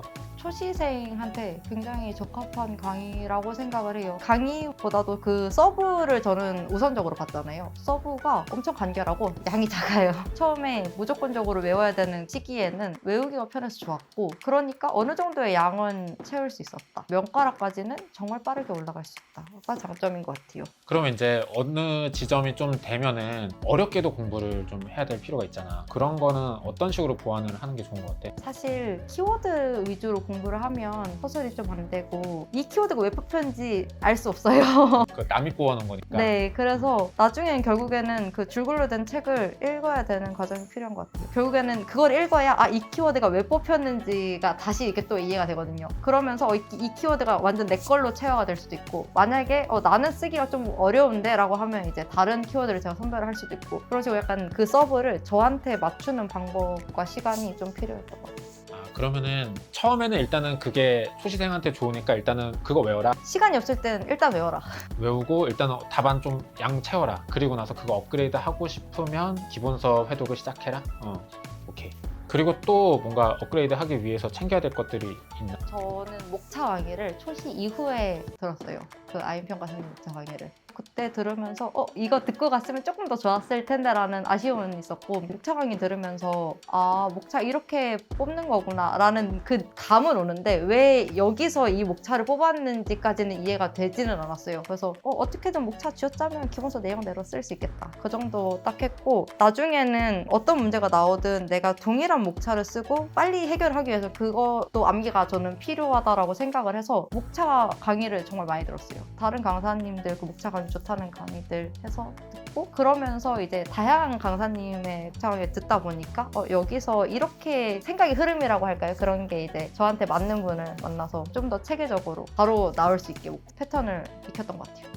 참고로 말씀드리면은 사실 이제 시중에 우리가 공부할 때 여러 강사님 강의는 많이 듣지. 그리고 이런 특강 같은 경우 듣는 경우는 뭐 거의 일반적이라고도 생각을 하기 때문에 그런 거는 좀 감안해서 들어주시면 좋을 것 같습니다. 그리고 이제 기말평가는 GS 스터디 할 때 뭐 그런 문제들을 보거나 다룰 때 요거는 좀 이렇게 챙겨야 된다. 이런 포인트가 있어. 초반에는 기본서 암기 제대로 됐는지 확인하는 문제들 위주여서 그냥 기본서 암기되면 어느 정도 쓸 수 있었는데 약간 막바지쯤 되면 논문 관련된 문제를 좀 많이 내주세요. 그리고 사실 저는 논문까지 생각하고 암기할 여력은 없었거든요. 다른 부분을 해야 될 게 많아서. 그래서 논문 기반의 문제가 나왔지만 기본서 목차를 활용했을 땐 어떻게 쓸 수 있을까? 보수적으로 이제 공부를 한 거죠. 막는 목차를 쓴 거구나. 이거 논문을 공부해가지고 진짜 좋은 답안을 만드는 그런 암기를 한 게 아니라 보수적으로 공부를 했다. 그래도 뭐 점수는 나쁘지 않았다. 논문을 암기하면 좋지만 그 정도까지 여력이 없었어요. 오케이. 또 김하희 평가사님 강의 듣는 분들한테 요거 되게 요렇게 좀 해라 할 만한 거 있어? 첨삭을 직접 해주시잖아요. 그래서 이게 첨삭의 멘트가 이해가 조금이라도 안 간다 이러면 저 평가사님 이거 이런 의미로 목차 썼는데 이거 왜 이런 코멘트가 달렸을까요? 라고 이제 다이렉트로 계속 물어보고 피드백이 가능한 점? 그런 점이 굉장히 좋았어요. 저의 그 생각의 흐름에 따른 그 목차를 보여드리고 얘는 이래서 여기 쓰면 안 된다 아니면 이렇게도 생각할 수 있겠네 이렇게 써도 괜찮아요 라는 그런 이제 체크를 받는 게 굉장히 좋았습니다. 저 진짜 도움 많이 됐던 게 초시 때 저 스터디 그냥 들어갔잖아요. 그때 아윤 평가사님도 걱정되셨는지 좀 매주 연락도 해주시고 그랬거든요. 그래서 매주 쓴 답안을 아윤 평가사님한테 보내드리면 첨삭까지는 아니어도 이거는 이런 식으로 쓰는 게 더 맞았을 것 같아요. 여기서는 꽤나 잘 하고 계시네요. 약간 이런 피드백을 받을 수 있었던 거. 아윤 평가사님의 교재나 아윤 평가사님 스터디가 아니었음에도 불구하고 계속해서 이제 사적인 연락을 취해주시면서 피드백을 주신 점. 그 아윤 평가사님의 개별적인 피드백은 진짜 많이 도움이 됐어요. 내가 봐도 랜데잇은 아직까지도 인원이 적은 게 장점이라서 그렇게 좀 활용을 많이 해야 되는 것 같아요. 그렇게 활용을 하는 사람이랑 안 하는 사람이랑 생각해보면 무조건 해야지. 맞아요. 그리고 그렇게 질문을 많이 하면서 피드백을 받음으로 인해서 온라인의 단점을 좀 상쇄시킬 수 있잖아요. 적극적으로 질문하는 거. 자, 법규 합시다. 법규 나한테 강의를 듣는 사람들이 이런 걸 안 평가사님이 뭐 좀 덜 강조하는 것 같은데 뭐 이런 거 챙겨라 뭐 이런 거 있어? 평가사님이 암기 굉장히 많이 강조를 해주시지만 약간 저 어떤 느낌 받았냐면 뭔가 암기도 다 떠먹여 주실 것 같은 그런 느낌이 있었거든요. 근데 결과론적으로 보면 떠먹여 주시는 건 내용과 이해를 정말 쉽게 이렇게 도식도 해주시고 뭐 그림도 그려주시고 이러면서 그런 건 다 떠먹여 주지만 암기만큼은 스스로 알아서 잘 챙겨가야 되는 것 같아요. 그거는 맞는 것 같아. 사실 그거를 좀 더 수업 중에 강조하도록 하겠습니다. 사실 1기 들어오기 전에 AB는 한 8, 90 돼 있어야 돼. 1기 시작하고서 AB 외우고 있으면 물론 이제 나는 뭐 항상 긍정적인 사람이니까 항상 괜찮다고 얘기를 하겠지만 통계적으로 봤을 때는 조금 늦었지. 왜냐면은 암기하고 나서 초반에는 또 암기가 중요하다가 어느 순간 넘어가면 사실 암기는 두 번째 문제가 되잖아. 그 다음에 그거 목차 맞추는 거 이거 계속 돌려야 되는데 그때 암기가 안 돼 있으면은 조금 늦지. 그렇죠. 그리고 스터디 때는 실전처럼 문제 구성 맞춰보고 배점 감 맞춰보고 그걸 연습하는 게 중점인데 그때 암기를 하면서 보내면 스터디에서 배울 수 있는 점을 좀 덜 가져가는 게 된다고 생각해요. 알겠습니다. 조금 더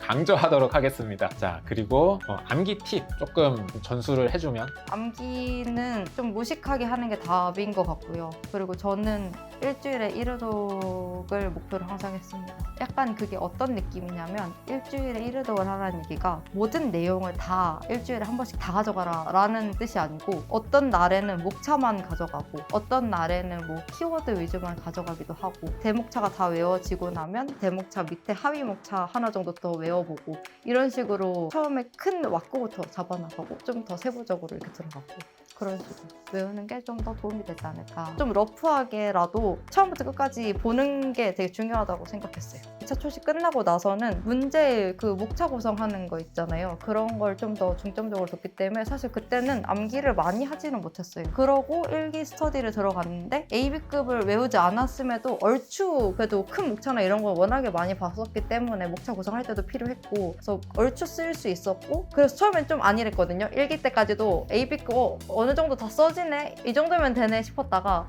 2기 들어가는데 까먹고 있더라고요 제가. 그래서 다시 그때부터 다시 암기를 올리면서 그때는 이제 TD급까지 다 챙겨가면서 외웠습니다. 무슨 말인지 알겠어. 그래서 사실은 스터디 가면서부터는 내가 외운 걸 내가 자유롭게 가지고 놀 수 있고 이 논점에서 이거 이렇게 조합하고 이거 잘라서 붙이고 이게 어떻게 보면은 점수에는 더 직결되는데 내가 그 초반에 암기를 강조했던 이미지 때문에 사람들이 뒤에 이제 암기를 하고 나서 해야 되는 작업들에 대해 내가 흔히 얘기하는 그 퍼즐 조각을 맞추는 작업에 대한 중요성을 조금 주객을 전도해서 공부하는 사람들이 있는 것 같더라고. 그런 거 보면은 암기는 초반에 바짝 하고 디테일한 암기는 두 번째인 것 같은 생각은 들어. 시기별로 강조하는 시기가 좀 다른 그런 느낌이 있고 그거는 좀 정확히 수험생분들이 이해를 하고 공부를 해줬으면 좋겠어. 그리고 또 뭔가 내 강의 들으면서 내가 요거 좀 더 강조해야 되는데 안에서 특별히 챙겨야 된다 이런 거 있을까? 암기랑 평가사님이 회독을 계속 늘려야 돼요, 회독을 늘려야 돼요 하잖아요. 암기를 어느 정도 하고 나서 이제 읽을 거리라든지 참고 아니면 옆에 이제 조그맣게 해놓으셨던 OX 퀴즈, 표 그런 것도 다 챙겨가야 된다. 암기를 할 때는 내가 딱 답안지에 쓸 만한 논점 박스 위주로 암기를 하는 거고 회독을 할 때는 옆에 있는 것도 이제 읽을 거리 참고 이런 것도 다 챙겨가면서 많이 읽을 필요까지는 없어도 그래도 회독은 계속 해야 된다 라고 생각해요. 그리고 그거 어떻게 생각해? 사람들이 내 강의 듣다가 다른 스터디 듣는 사람들이 맨날 이제 하는 얘기인데 나는 AB급 위주로 일단 끝판까지 간 다음에 그리고 나서 C급, D급 판례 공부하면은 진짜 빠르다. 난 이 주의라서 이렇게 나한테 한참 배워도 AB급만 하다가 다른 스터디 갔는데 모르는 게 너무 많이 나온다 라는 얘기 많이 나오고 그 중에 대표적인 게 이제 판례 이거 이렇게 안 배워도 되냐 이런 얘기 하시는 분들 많은데 어떻게 생각해? 판례를 많이 다루지 않는다라고 걱정하시는 분들이 많은데 사실 논점 박스에 있는 논점만 그냥 암기를 해서 그렇고 회독을 하다 보면 밑에 주석에 있기도 하고 옆에 참고나 읽을 거리 뭐 이런 쪽에 되게 세세하게 진짜 작은 글씨로 웬만하면 다 써져 있거든요. 그래서 그런 걸 보면서 이 판례는 이렇게 얘기했구나 정도만 익히고 진짜 중요하고 논점이 되고 이게 좀 일반론적으로도 의미가 있는 판례다. 이 판례가 여태까지의 흐름을 꺾었다. 뭐 이런 의미 있는 판례들은 사실 2기에서 좀 많이 다뤄주세요. 그리고 그때 판례도 소개해주고 그리고 판례를 다 예쁘게 서브로 정리해줘서 저는 그냥 그걸 잘라서 서브에 추가만 하면 되게끔 다 해주시기 때문에 그런 유의미한 판례는 서브 원래 외우듯이 꼼꼼하게 외우고 그럼에도 이제 다루지 않은 판례들은 한 강사님 정도 저는 정리를 했어요. 더 외울 수 있을 거라고 생각을 해서 그래서 이제 다른 강사님의 그 스터디 답안을 보고 판례를 붙여놓고 그리고 정말 여유가 됐을 때 판례의 키워드 정도 가져간다 라는 느낌으로 했던 것 같아요. 여러분들 이 수강생의 복교 잘 받았어요. 팁 잘 얘기해 주시고 뭐 마지막으로 또 해줄 만한 얘기 있으면 랜디잇의 어쩌면 가장 큰 장점이 될 수도 있는 게 강사님들이랑 이렇게 직접적으로 커뮤니케이션 하면서 질문 정말 많이 하는 거 그리고 그 질문을 불편해하지 않고 다 받아주신다는 거 저는 매주 스터디 끝나고 평가사님한테 책을 이만큼 들고 가고 답안지 이만큼 쌓아가지고 가서 이거 이렇게 풀었는데 맞나요? 이 목차 흐름 한 번만 봐주시면 안 될까요? 정말 귀찮게 많이 했거든요. 그게 도움이 정말 많이 됐어요. 내가 아는 것도 한 번 물어보고 응 맞아 라는 말 하나 듣는 것만으로 그게 각인이 되거든요. 절대 틀리지 않고 그런 식으로 강사님을 좀 적극적으로 활용을 했으면 좋겠어요. 그러면 여느 오프라인 못지않은 그런 퍼포먼스가 나오지 않을까 생각합니다. 사실 근데 뭐 이렇게 질문을 쉽게 할 수 있는 거는 아니고요. 지인이 같은 경우는 남들 질문하는 거 다 기다리고 질문하는데 질문은 다 받아들이니까 거의 평균 한 1시간씩은 질문 받아주고 그랬던 거 같아. 저는 개인적으로 저도 뭐 질문을 많이 하면서 공부하는 스타일이어서 그런 거는 많이 활용하시면 좋을 것 같습니다. 여기까지 하고 마지막으로 합격 수기 인터뷰 찍은 소감 얘기하고 마무리를 합시다. 지금 시간이 여러분들 좀 웃기게 들릴 수 있겠지만 새벽 2시 40분입니다. 어쨌든 진짜 조금이라도 도움을 드리기 위해서 정말 열심히 찍었거든요. 성향에 맞는 사람들은 또 많이 도움이 되실 거고 아닌 분들은 뭐 참고하는 정도가 되겠지만 열심히 찍어봤습니다. 일단 저부터 소감을 얘기하면은 저는 지인이 같은 경우는 맨날 끝나고 1시간씩 질문 받고 이래서 그렇게 고생해서 공부했는데 좋은 결과 얻어서 저도 참 다행이라고 생각을 하고요. 뭐 워낙 잘 알아서 공부하는 스타일이나 이런 거 잘 알아서 사실 뭐 오늘 인터뷰하면서 뭔가 새롭다거나 이런 일이 이런 거는 없었지만 그래도 오늘 얘기해준 게 많이 도움이 될 것 같아서 오늘 인터뷰도 굉장히 보람찼다 이렇게 소감 얘기해 보도록 하겠습니다. 저는 꽤나 많은 양의 암기를 제가 하고 있었다는 사실을 두 좀 놀랐고요. 저는 유튜브 합격수기 보면서 와 대단하다라는 생각했는데 제가 지금 이 자리에서 수기를 찍고 있다는 사실이 굉장히 영광스럽고요. 많은 도움이 되셨으면 좋겠습니다. 네, 감사합니다. 저희는 여기까지 하도록 하겠습니다. 감사합니다.